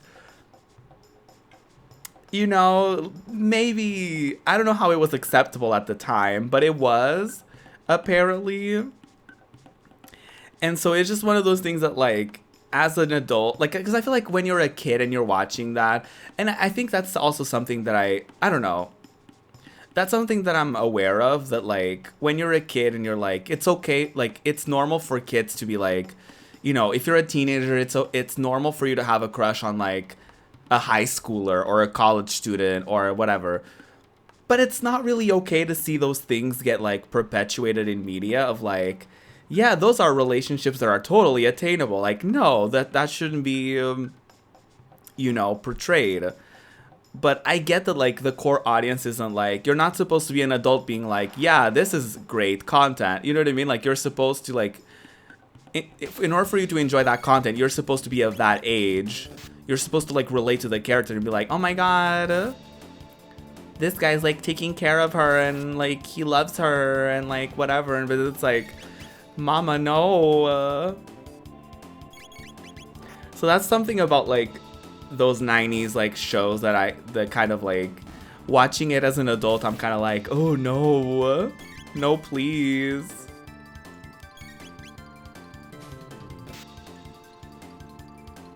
I'm probably still gonna watch the show because like there's a lot of iconic moments in it, but it kind of did ruin a little bit of it because like Sakura's dad is so sweet and like he cooks and like he's like such a sweet man, but then to learn that like he was fully this girl's teacher and he married her, I'm just like, no, why did you have to be like creepy and like, I mean, the thing about it is like they actually kind of they do demonize it a little bit in the show. They're like, oh, you know, like everyone was against it, but she wanted to marry him anyway. And like, you know what I mean? Like they portray it like, oh, you know, like they portray it like, oh, you like people didn't approve of this. But at the same time, it's kind of like the conclusion is kind of like they kind of forgive each other kind of thing, or like, I don't know, she kind of forgives him in a way. Like it's, I don't know, it's not my favorite like portrayal, I guess.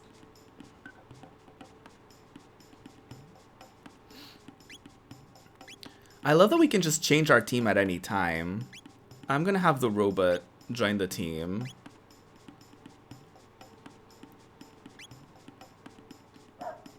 Because I want to level the other girlies up. And I need a healer. Luigi is not... I mean, she is a healer, but I don't know how much she actually heals. So we're going to have to figure that out. I'm not going to lie. I wasn't like...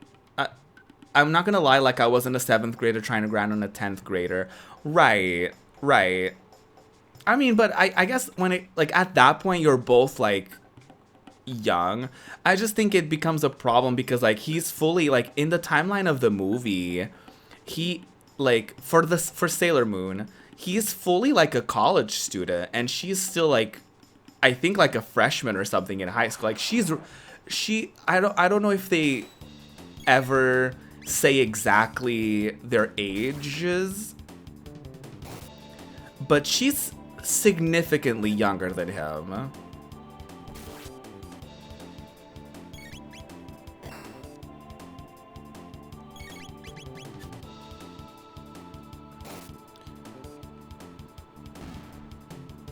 Yeah, that's a big no. Yeah, for sure.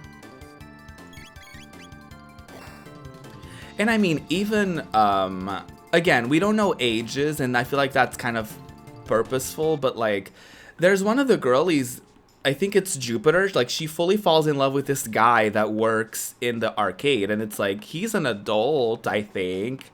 You know what I mean? So it's like, and I don't know if they end up having a relationship, but it's, you know, like, it's just one of those things where you're like, no, why?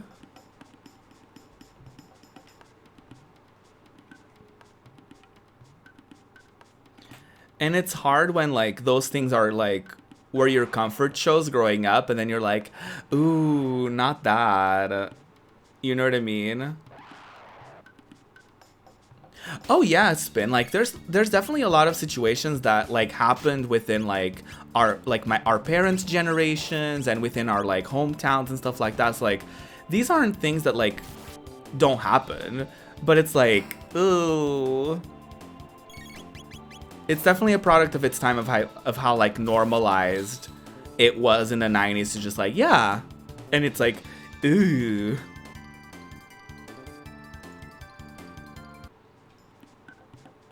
Honestly, yeah. It's one of the reasons why anime sometimes puts me off, because I feel like a lot of characters are ambiguously youth coded, and I'm just like, no, no, no, no, no. Yeah, for sure.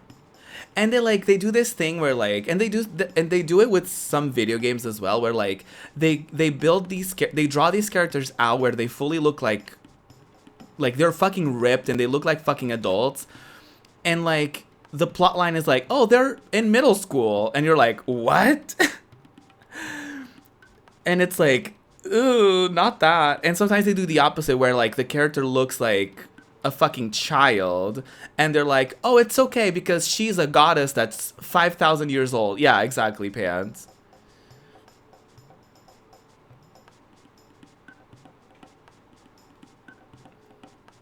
Yeah, that's exactly that, Pants. It's like the character that's like, she's a fucking child, and like everyone is like creepy, but it's okay because she's 5,000 years old, and I'm like, no, it's not. She looks like a child.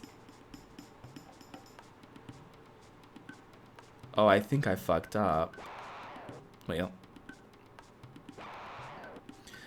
there's a character in Boyfriend Dungeon where they were coded to be like clueless and aloof, but it felt like they were too clueless about basic adult things, and I'm like not comfortable. Right. I've seen people over the past week like go out of their way to be like, I played Boyfriend Dungeon, and besides what other people say, I had a great time. I loved it.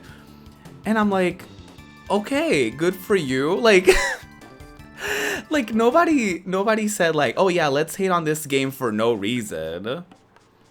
Like it's so funny to me. Like it's funny, but it's also kind of like annoying, cuz it's like, okay, go off. Like I don't, you know what I mean? It's like, okay, good for you. Like people aren't saying like you shouldn't play the game. People are saying, hey, this game lacked very important content warnings that I think they now added. So that's fine. You know what I mean? Like they added the content warnings, so it's okay. But people are like, people were hating on it. It's like, no, people were just pointing out like a huge flaw in it. And people were saying like, oh, you know, it's okay for games to have topics that are uncomfortable. It's like, yeah, it is. It is okay, but it's also, people should be warned about them because it's not for everyone. Like we can agree, it's not for everyone, but and nobody is saying that it shouldn't, like those topics shouldn't be talked about or shouldn't be portrayed in any way. But people should be warned so that, you know, if it's a topic that they're sensitive to, they don't experience it and they play literally any other game. But like that's such a thing where people are like, oh, I liked it, and it's like, okay, great, I'm glad you did. Like it's so silly to me. Oh, Luigi kisses herself. Oh, that's actually a pretty decent healing amount.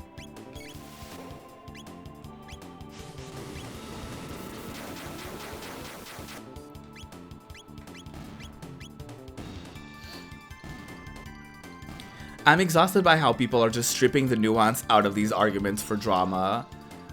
Right. We can't discuss topics anymore without people going to the extreme and attacking, harassing people. I don't understand how we made it this far in life. I said my piece on it, I'm just backing away. I've muted the words Boyfriend Dungeon. Yeah, because, like, it's okay that, like, it's okay to disagree. It's okay to, like, I just think some people are very insensitive to the fact that, like, yes, not every game is for everyone, but people should be aware. People should have been aware that that's a topic that was going to be discussed. And it's like, I disagree. Like, I don't think that I don't think that people needed to change the game. Like, I don't think they needed to change the game at all. I just think they needed to have had a warning that was like, hey, this game depicts this topic, instead of being like, there may be references to this topic, which for some people it sounds nitpicky, but content warnings should be normalized in games and media in general. Like, I'm okay with like a shock value or being surprised by something, but like certain topics are just, you know, I just don't want to experience them, or certain things I just don't want to watch. And I should have the ability to know that before I purchase it. You know?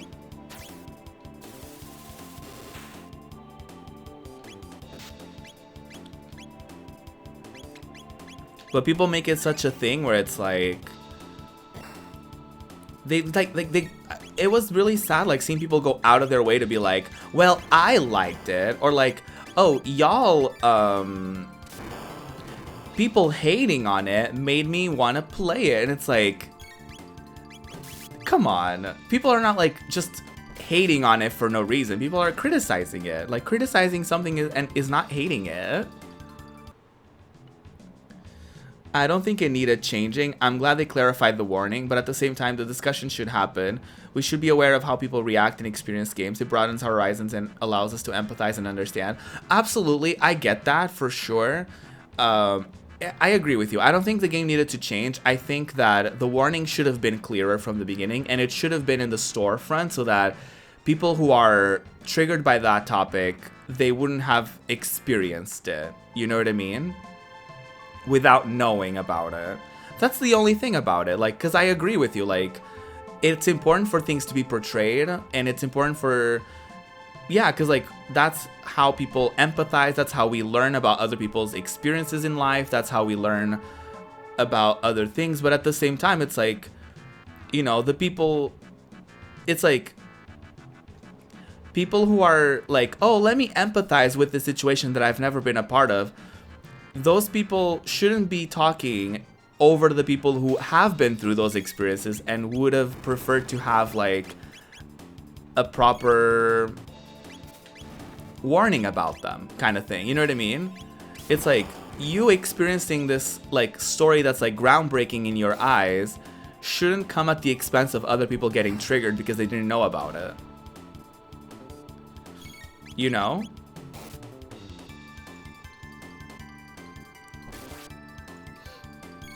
That's like the only thing for me.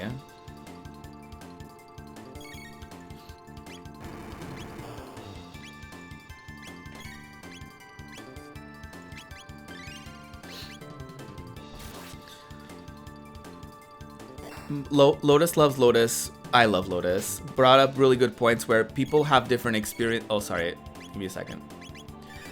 People have different experiences with what that character brings. Most people aren't of marginalized genders or sexualities, probably don't experience that, where others deal with behavior like that daily, and sometimes it goes beyond just words and manifests into worse things.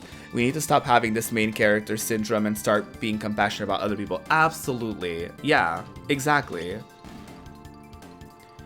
It's so wild to think that because it didn't bother you, it just doesn't mean that others are fine with it. Yeah, exactly. Exactly. Like, that topic for me, it probably wouldn't have been like triggering. It would have been like, you know what I mean? Like, I would probably be able to play the game and like enjoy the game, and like, and I would probably use that character being like that to like fuel me to want to beat them or whatever. But I also understand that like that's not how everybody operates, and some people have gone through that in like very extreme ways. Even like Twitch streamers and stuff like that. I feel like even streamers who were maybe like given a key to like play the game and whatever, if they weren't aware of it, do you know how many fucking streamers have gotten people like getting like weirdly obsessed with them and shit like that? It's like stuff like that, like you need to be careful. It's not just like a quirky little topic that it's being like talked about.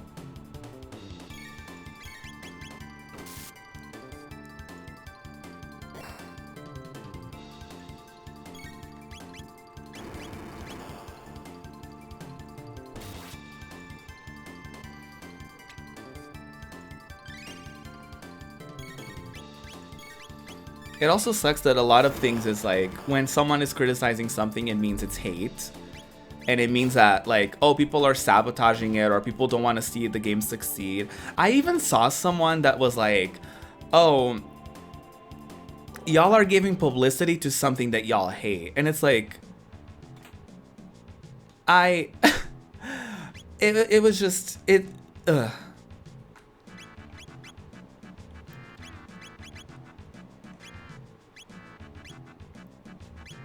That's when I was like, you know what? You're just not gonna understand it. And you know what? That's okay.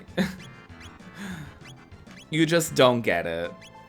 And some people were saying like, oh, there's games that tackle worse topics and no one said a thing. Well, maybe it's time to say something. Maybe it's time to be like, hey, that game should also have a content warning. Like, I saw someone who was like, oh, Danganronpa has worse topics and, like, nobody talked about it. And I was like, maybe we should. I was like, oh. Like, it's wild to me that sometimes people are like, oh, that game did something even worse. And it's like, oh, maybe they shouldn't have, actually.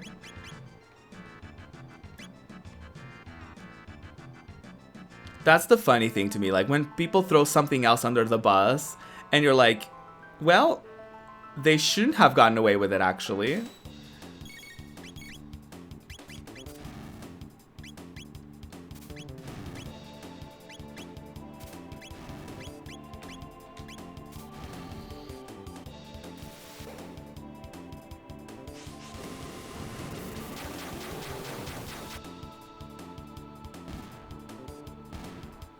I can't stand that combo, right?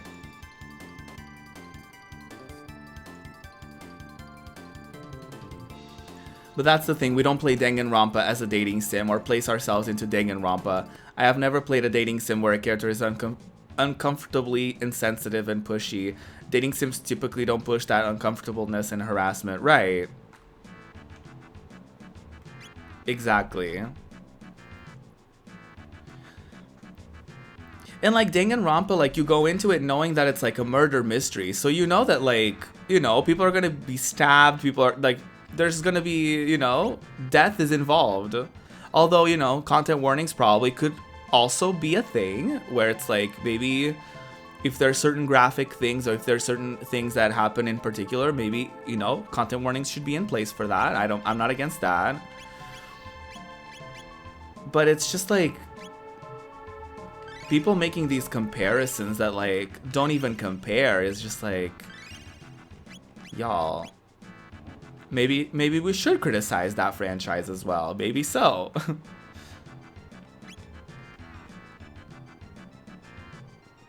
Oh, hello Mario. I'm Luigi.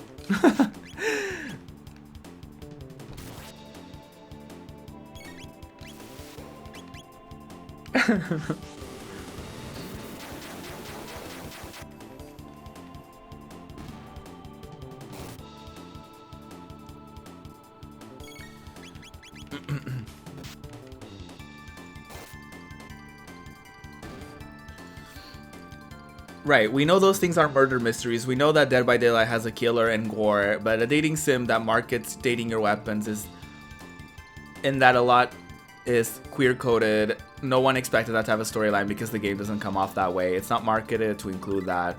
That's why I believe it was so jarring. It's also because the game itself is like, oh, there may be references to stalking and stuff like that. So you think that that's like maybe someone's backstory. You think that's like, it's like mentioned in the game. You don't think it's actually gonna happen to you, and that's like an unavoidable story plot point.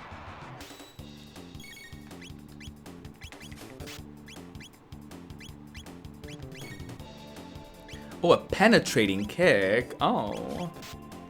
Oh, the penetrating?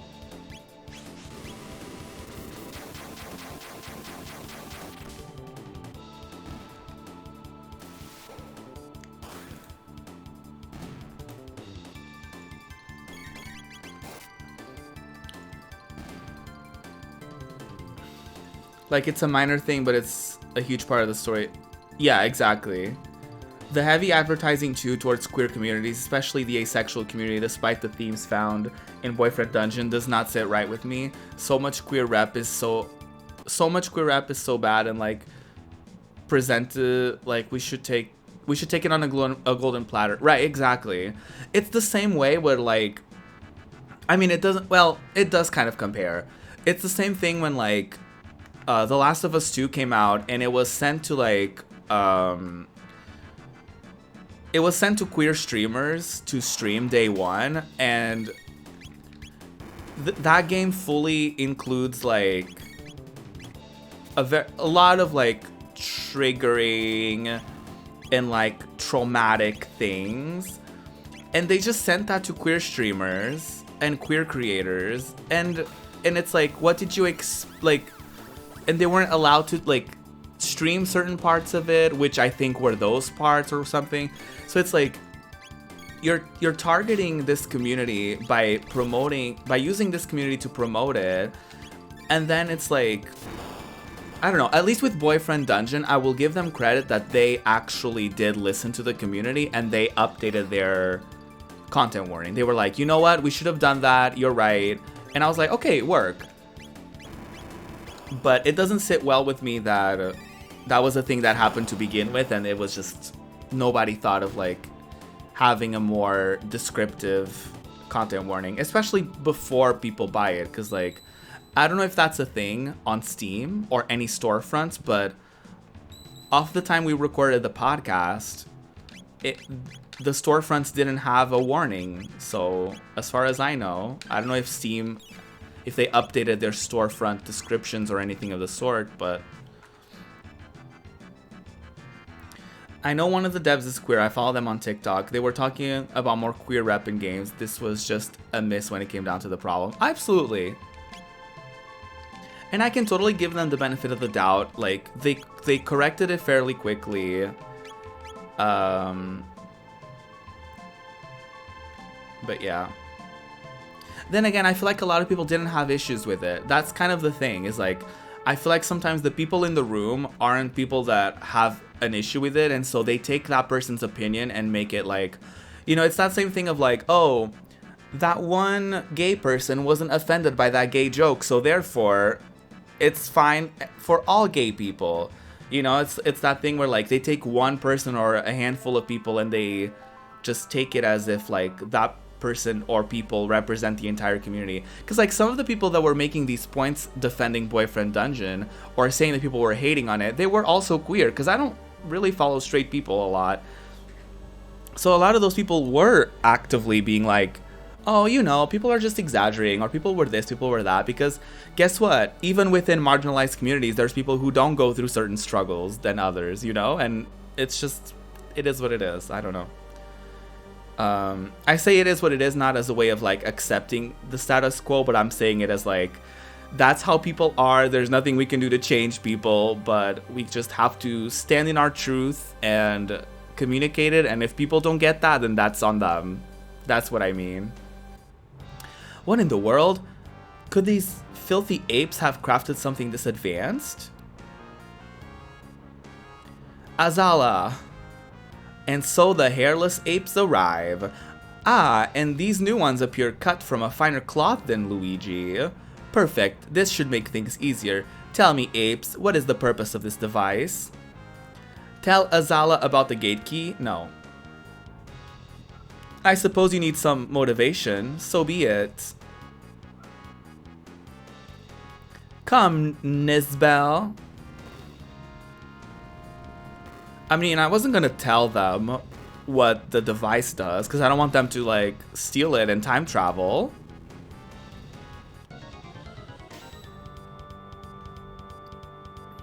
There's already a system for content warning in place that video games have to do. E for everyone, M for mature. I wish they just would expand that to include content warnings. We actually talked about it on our podcast too, on Just Gaming Things, where we were talking about how we wish that system was like updated so that it would include content warnings. I wish Doki Doki Literature Club had content warnings. I couldn't play it after the first few moments. I myself chalked it up to, I just can't play this game, it's not for me, but someone else could have had a worse reaction. or experience from it. We can't compare ourselves. Yeah, that's a thing. Like when I remember when that game first came out, a lot of people were like, oh, Ruby, you should stream it, but don't look into any of it. And I think one time I just like, I didn't like look into it, but I guess I was either told or I like found out what the game was about, and I was like, this is fucking rotten that people were like asking me to stream this game as if it was like a quirky little thing for me to react to, when it could have been something like extremely, like, I don't even know how I would have reacted. Because that game, for people who don't know, that game has depictions of suicide. It's like supposedly like a big plot point. And it's like, oh, you're just gonna have me like, yeah, exactly, like a little gotcha moment. And it's like, y'all, you don't just fucking do that to people.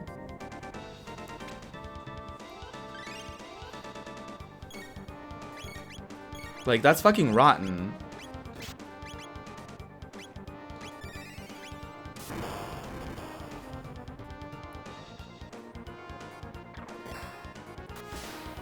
Oh, work!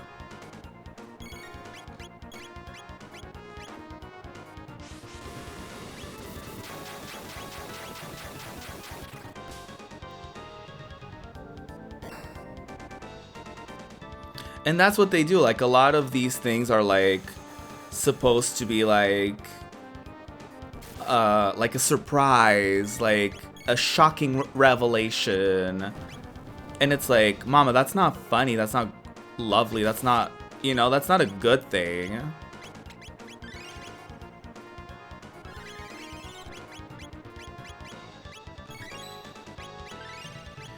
And some people see that as like, oh, that's such a good like storytelling thing, and it's like, because it was so shocking, and it's like something that's like shocking to you, and it's like, oh wow, that was such a wild plot point, oh my god, that was so cool.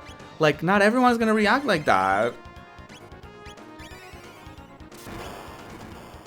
And people need to stop with this narrative of like, oh my god, people are too sensitive. It's like, yeah, we are. And and is that an issue?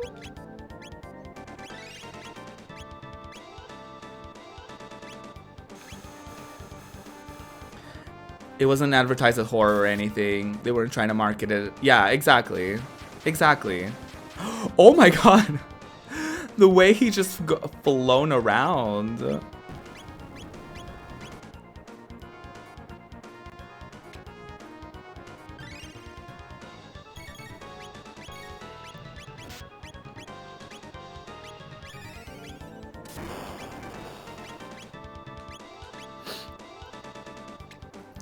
We are, but we've always been. It's just that we were forced to be desensitized. And it's also like we didn't have a voice. Like, in the past, like, how would people voice their concerns about a show or anything? You know what I mean? People just kind of fucking dealt with it, because like we really had no way to express like our concerns or what have you. It's like, oh, you would rather us be oppressed and us not have a voice just so you can continue enjoying your media. Okay, that's fine. It's not fine, but you know.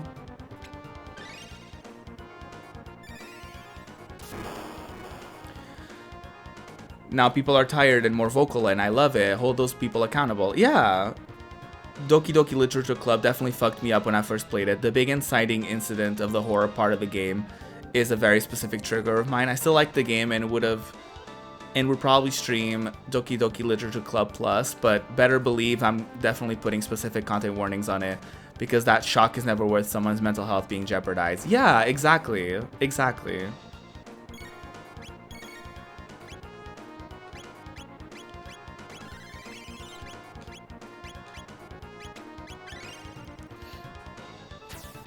It's not worth it. I don't get where people like, I don't get it.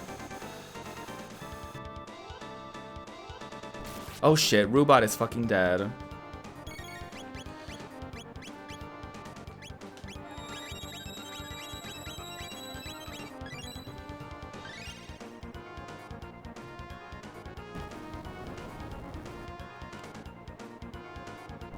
I think I need to get everyone to like a decent amount of health.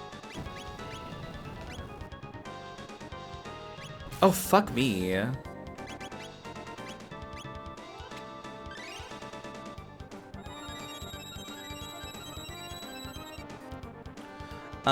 I have trauma related to the incident, so when I played it, it really messed me up for a good 20 minutes. I had to step away and breathe for a second and be like, nope, I cannot play this beyond this point. I don't hate on anyone that plays it, I don't hate the devs, I just wish that I was warned before I had time. I had to invest time and energy into something that could have had a worse effect on me. Yeah, exactly.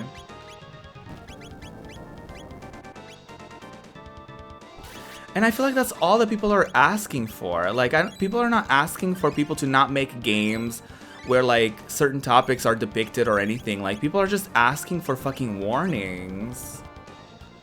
Like, that's fucking it.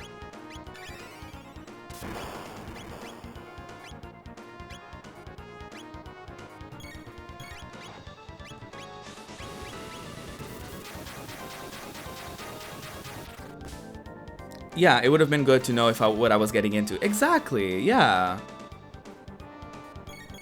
And there's people that are like, oh, but that spoils the fun of it. And it's like, you really don't get it, do you?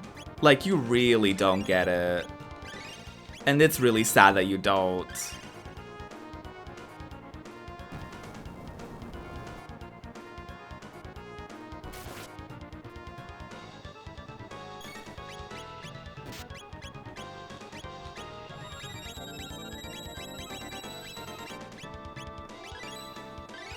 You know what's way more fun? Not having a panic attack.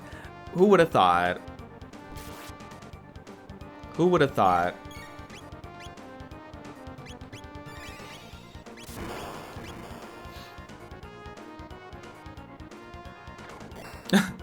Imagine that. Oh my god, this girlie has like all the health in the world. Oh no!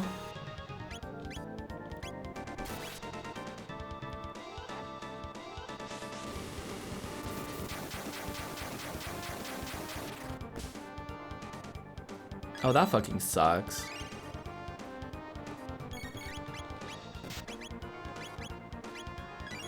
Oh no.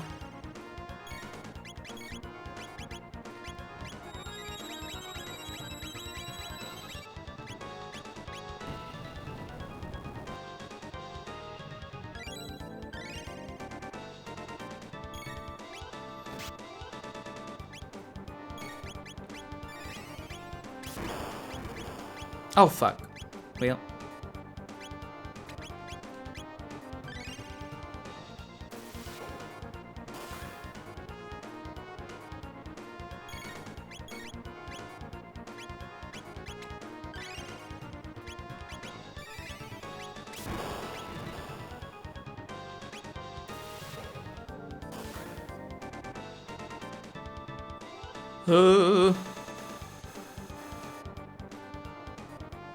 I'm just trying my best.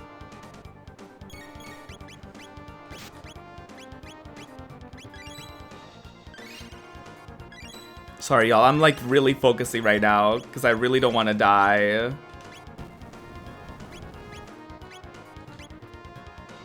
Oh, shit. I believe.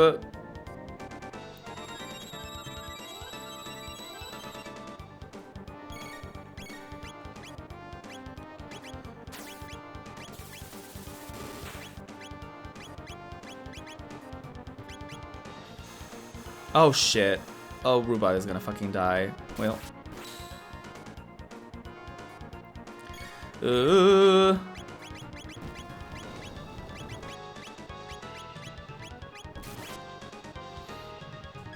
Oh, y'all can even see my health, so y'all don't even see how much I'm suffering when I play this game. Maybe I should bring my camera to the other side. I just realized.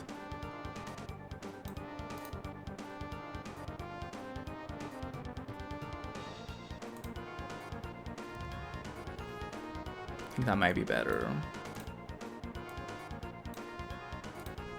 Now y'all can see how much I'm suffering.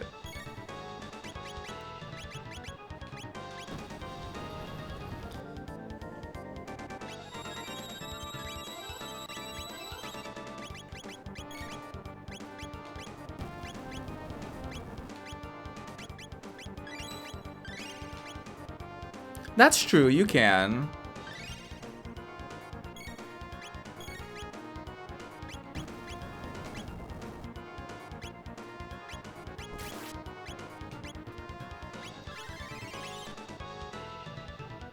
Oh shit, I ran out of MP. Well.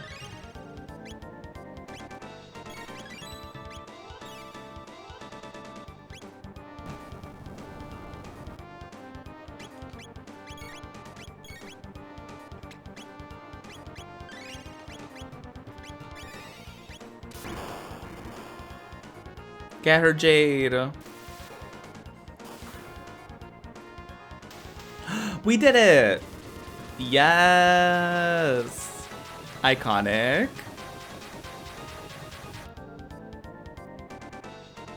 Ooh. That was a lot. Well, well, well. The apes beat Nizbel. Give thing back Booch now. Very well, you've won today, but know that we reptiles are the rulers of this world. We'll not surrender it to you, filthy apes. The way Rubot just ran. No damage detected. The gate key appears operational. Azala come anytime. Luigi, no. Ugh.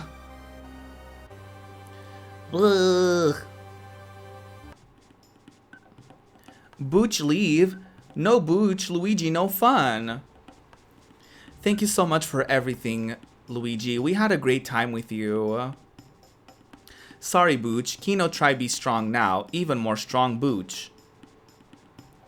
Come again, Booch. Have party. Drink, eat, dance, fight, fun. I guess we're leaving her here.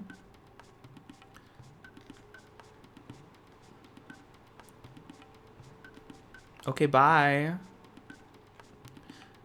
Come again, Booch. Rubot. Gnarl too. Aww. Wait, let me point my fan at me. Oh, it's so hot. Oh, it's so hot. Oh my god, it's so hot. Oh, it's just so hot. Oh, I can't even deal with how hot it is. Oh. Oh, it's so hot. I need to be stopped.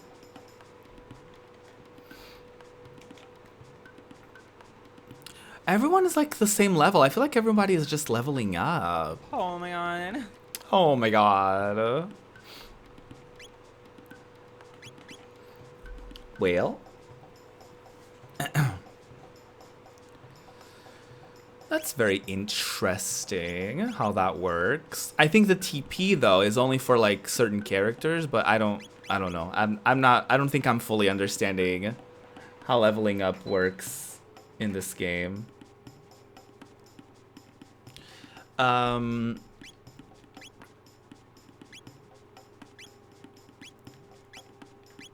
there's that.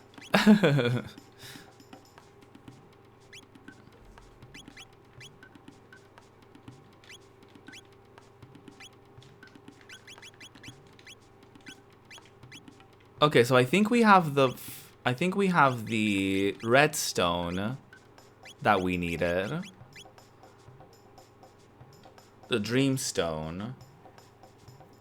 We also have like the pedals and the horns and all that shit, so I'm pretty sure we can get some items. We can kind of redeem some items. Yes. I want to know. I want the ruby gun. Pedal and fang. Okay.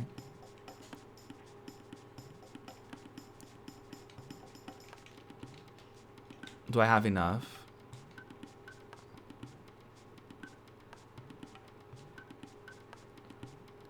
Oh yeah, I can do a pedal and a fang. Yes. Wait, no. We're getting tings, y'all. We're getting tings. Ooh. That's like, damn. We get like 10 more points for that. What other things can we get? I forget. Shaman's bow, stone arm. Okay, I feel like I want the bow and the arm. I think I might need that for, yeah. So it's petal and something else.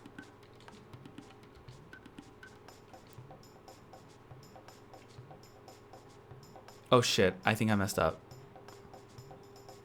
No. Yes. Yeah, okay. Petal.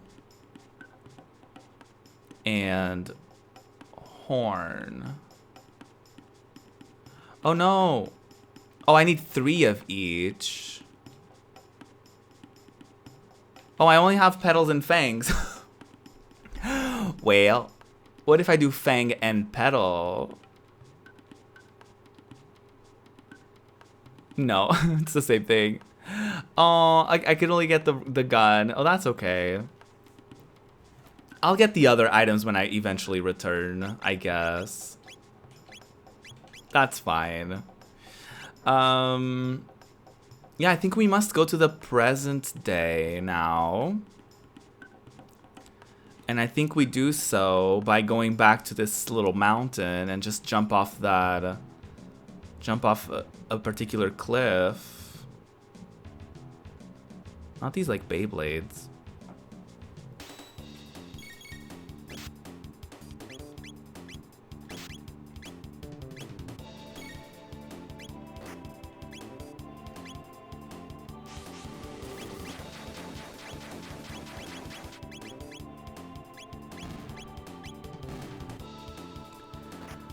Oh my god. I'm still really enjoying this game, I will say. This game has been really, really fun.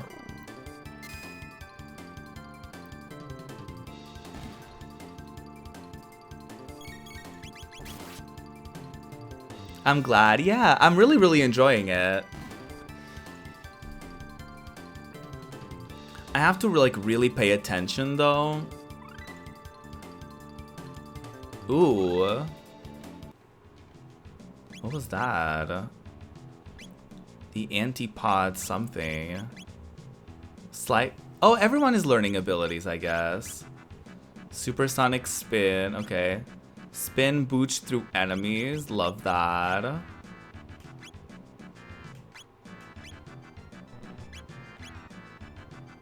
What is that? Hit enemies in circle with fire and ice. Ooh. That's fierce.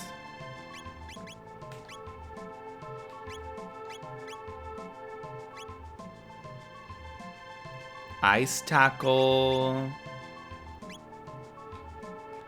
We do love a supersonic spin. We sure do. We absolutely do. We love a regular spin, a supersonic spin, all of the above.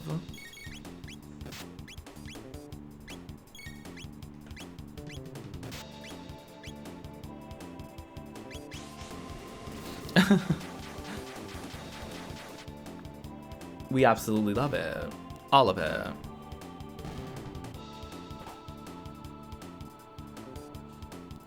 She just hits it in the head. It's so funny to me. I try my best. Love that, love that.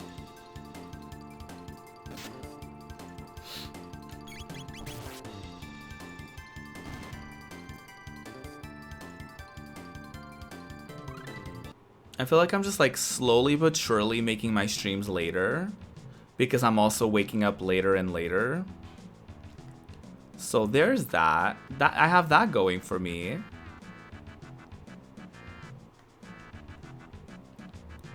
Ho!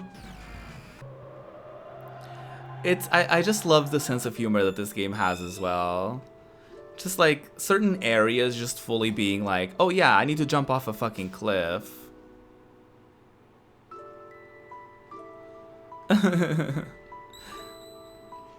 Let me just jump off a cliff and casually show up. at someone's house.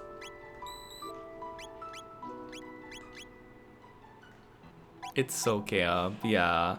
I need to go to the village. No. Is it this? No. Is it this one? Yes. Okay. I found it. There you go. There it is. We're doing this full-blown story arc within one stream. That's kind of iconic. We're doing like a full chapter.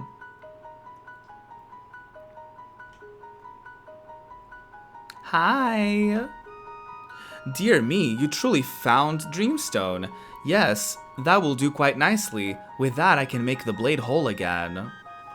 But first the Masamune, and now this Dreamstone. How in the world did you... No, I suppose it does not matter. Make yourselves at home. This will take some time. The blade hole. Oh. I'll lend you a hand. Oh, I guess we're just waiting. Booch, where are you going? The Masamune isn't fixed yet. I didn't mean to leave. How are you going to fix it? How are you gonna fix it? Fix it, fix it. Alright then. Do not interrupt me while I'm trying to read. Oh, okay.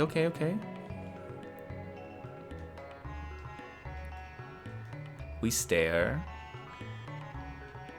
Of course, the Dreamstone must be refined if we are to repair the Masamune, but that is not all. The blade itself must be activated as well. You work on the Dreamstone, I'll take care of the sword.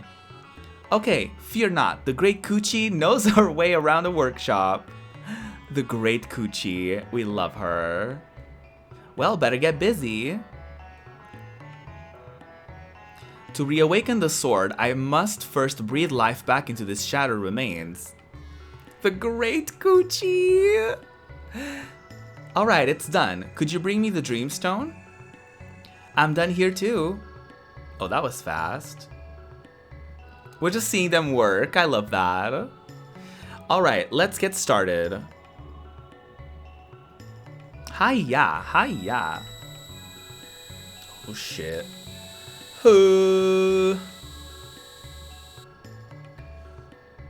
We wait. Pants' new username on everything. The Great Coochie. I love that. I vote yes. Sorry to keep you waiting. Ooh. Behold, the Masamune in all its glory. Wow, that's the same sword we gave you? If you were expecting lesser work, you shouldn't have come to me. Okay, Booch, let's take the Masamune to J-Hop.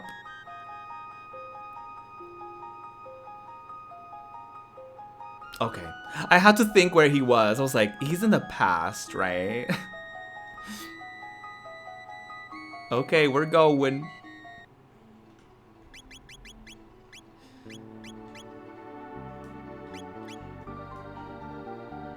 Excuse me.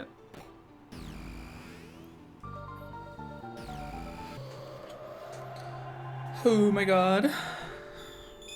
Y'all, my K-Bops playlist is becoming way better because I'm actually like, the K-Bops playlist was kind of like, I just kind of threw it together. Like I just put songs in there and I'm working on like an actual like order to it and it's like turning out really nice. Let me tell you. It's this one? No. No. Which one is it? I think it's this one. Now you throwing things in. I think with the playlist, like I just play it on. Oh wait, no, this is not it. No, this is not it. Like I think with the playlist, I just kind of a lot of playlists for me. I just play them on shuffle. So I just kind of put in songs in there that I wanted to hear a lot. but I didn't necessarily think of like which songs went well together as far as like an order.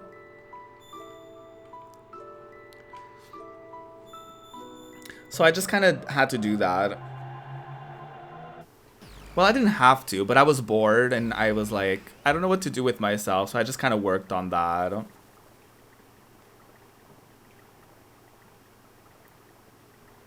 I was really bored. Cause like, I wanted to hang out and I was like, but I also at the same time didn't want to hang out in like a stream. You know what I mean? Like I wanted to hang out, but like a small little hangout. But we already had hung out earlier and everyone was kind of doing their thing. So I was like, okay. So I was just kind of like bored and kind of lonely and kind of like, I was like, what do I do? And I was like, oh yeah, let me, I mentioned my playlist on the video that's coming out later today. I mentioned my playlist, so I should probably spruce it up and make it like cute, funky, and fresh for the girls.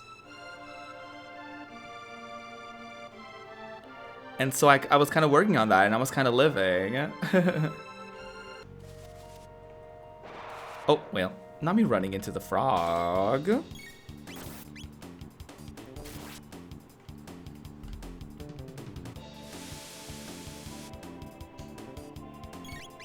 I don't think it's finalized yet, but it's like a really, like, there's an art to it. Like, you can't just like, with the playlist, you can't just like throw in like, I mean, you can throw in a bunch of songs back to back and it's fine.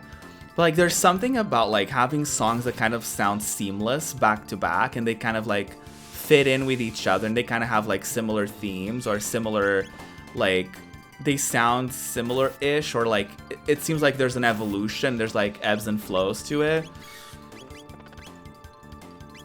I don't know, I was just kind of like, I was like feeling it, you know? I was like, oh, this is how you do it. And like certain songs and me being like, okay, this doesn't sound like, I don't like how it sounds like this song back to back or whatever. And I mean, a lot of it is like me having the songs there and me listening to the song and being like, what song do I want to listen to after this? And I just put that one, you know what I mean? And it ends up like making a nice little thing. And sometimes it doesn't and you're like, ooh, let me not. And then you go back and you listen to like the ending part of that song and you try putting the other song next to it. It's like a whole thing. It's really interesting.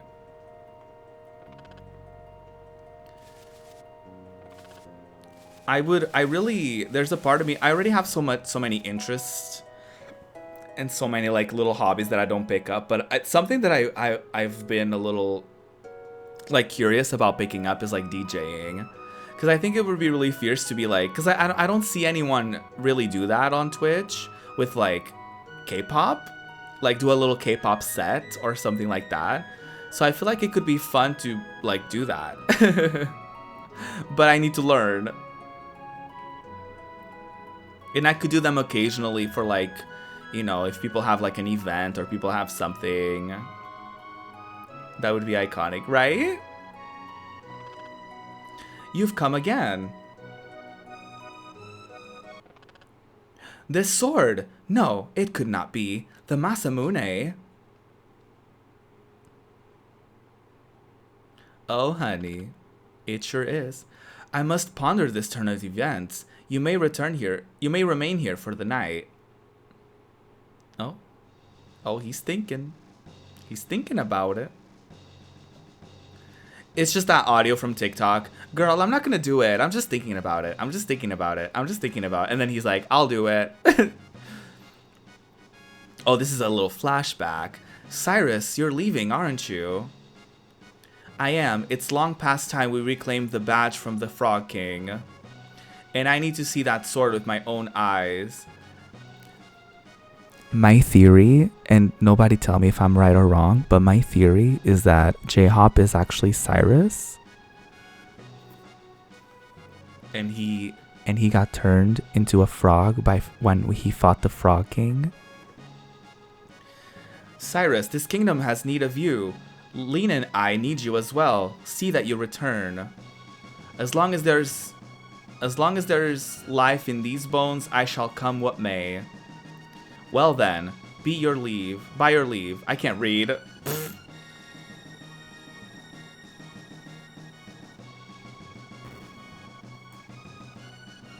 Sir Cyrus.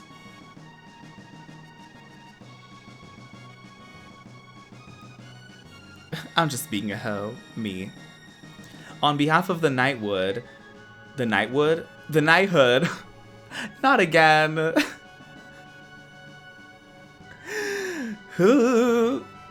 We wish you a safe journey and Godspeed. My brothers. I mean, well.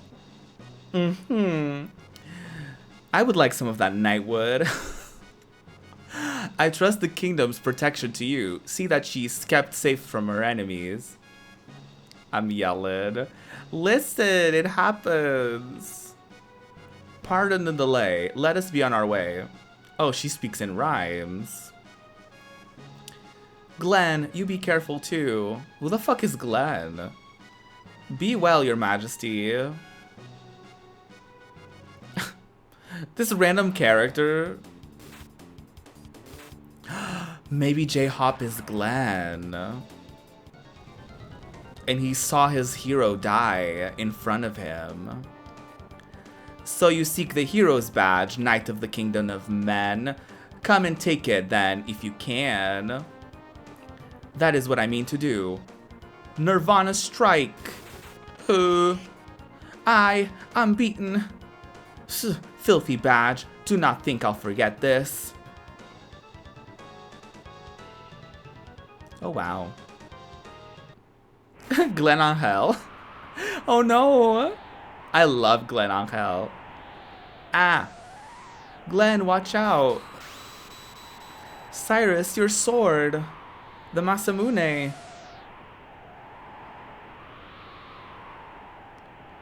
Ha ha ha ha. Is that the best you can do? Without your sword, you're nothing. Ugh. You've not bested me yet. Cyrus, I'm done for.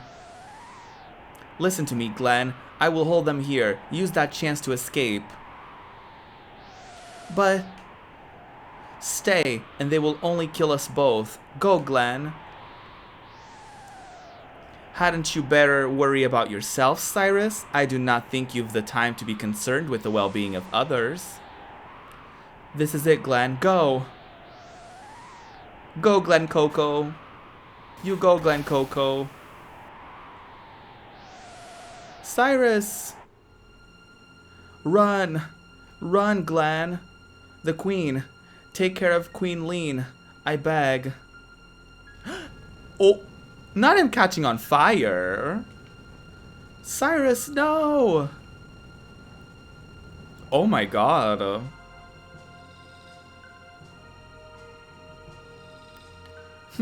What's the matter? Are you not going to try your luck? Ha ha ha. Like a scared little frog with no pond to jump into. I fucking knew it. They're gonna turn him into a frog. How about it, Lord Magus? Can't you give him a little more fitting form? I knew it. Very well. No act of defiance goes unpunished. No. Ugh. I fucking knew it. I knew it was either Cyrus or him. I was like, who the fuck is Glenn? Well. Ha ha ha ha. That's more like it, you spineless wimp. Rude. Rotted. We just got J-Hop's little backstory. 10 long years have passed. Have I the strength? Oh, Cyrus. You do.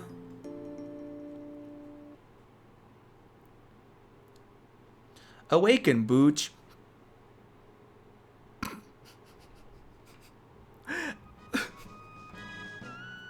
Not that. I do not know how far my skills will carry me, but I will put them to the test. Let us go to Magus's keep. His strength is no small thing. Do you understand the odds we face? Nothing can beat science. The good guys always win. Yes, J-Hop is joining us.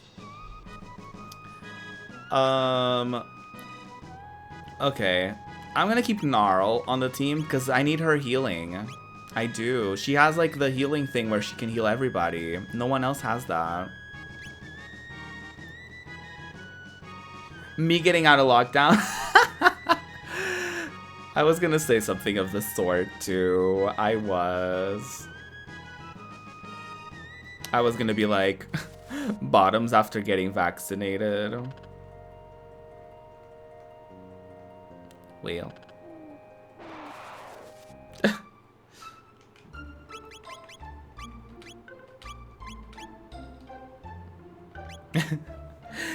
Well.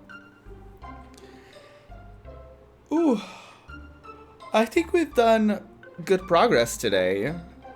Haven't we? Haven't we, girlies? I think next time we're gonna go into this little location over here. So I'm gonna save here. And I think that's gonna be it for today's stream, y'all.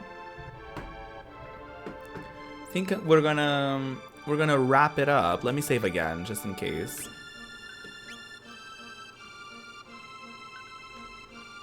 We are gonna wrap it up on this day.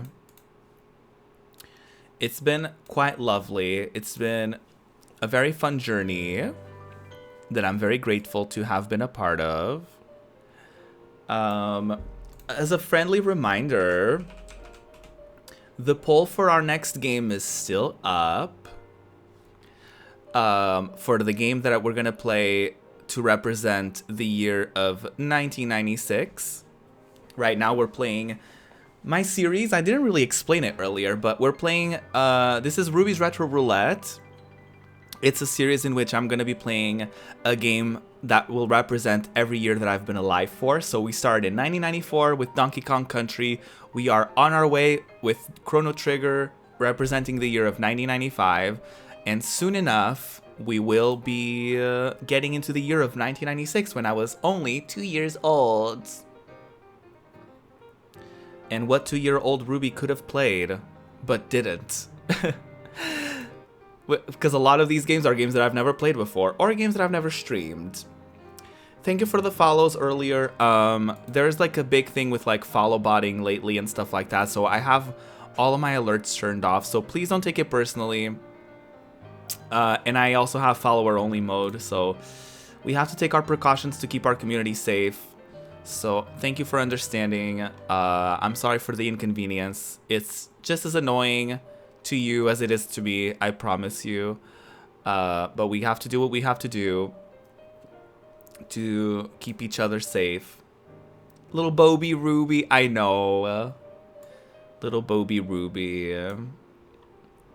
It's like the infamous N64 era, though. Like when we get to 1996, it's like N64 and PlayStation 1. It's like Mario 64, Parappa the Rapper, Soul Blade, Crash Bandicoot, Mario Kart 64. Like 1996 had the hits. It was actually it was one of the years that was very hard, and I think it's only gonna get harder as we progress. Should I take a peek right now? Let's see what game is winning.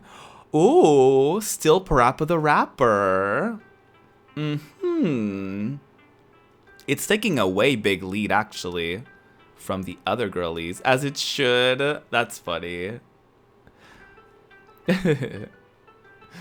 I love that. It makes sense that I would get the, like, remastered, right?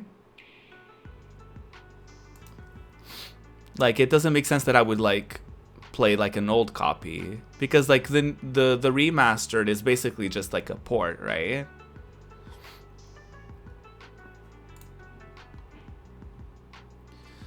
But I don't know. I will do whatever y'all think is best for me to do.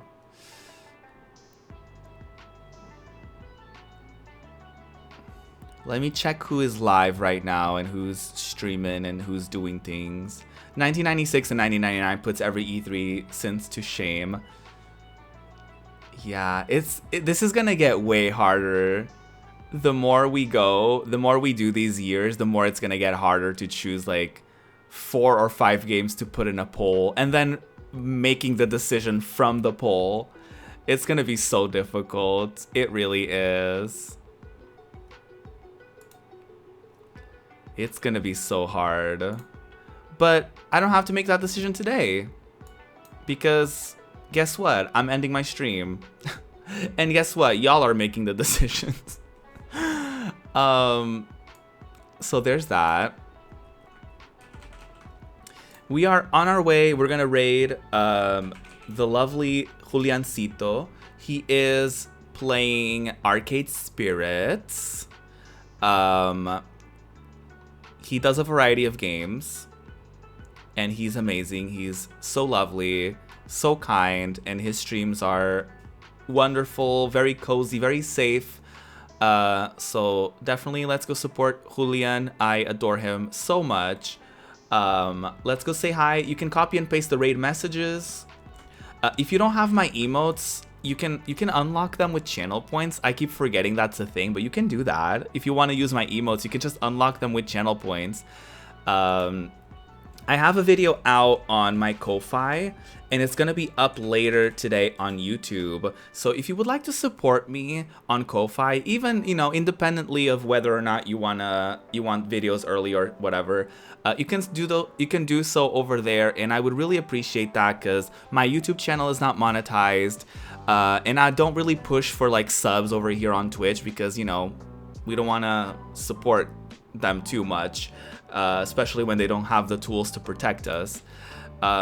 So it would really mean a lot to me. You can do one-time, donations, or you can do monthly support, and you can go for as little as €1 and as much as you would like, and it's a pay what you want kind of thing. So yeah, but let's go say hi to Julian. I love y'all. See you tomorrow.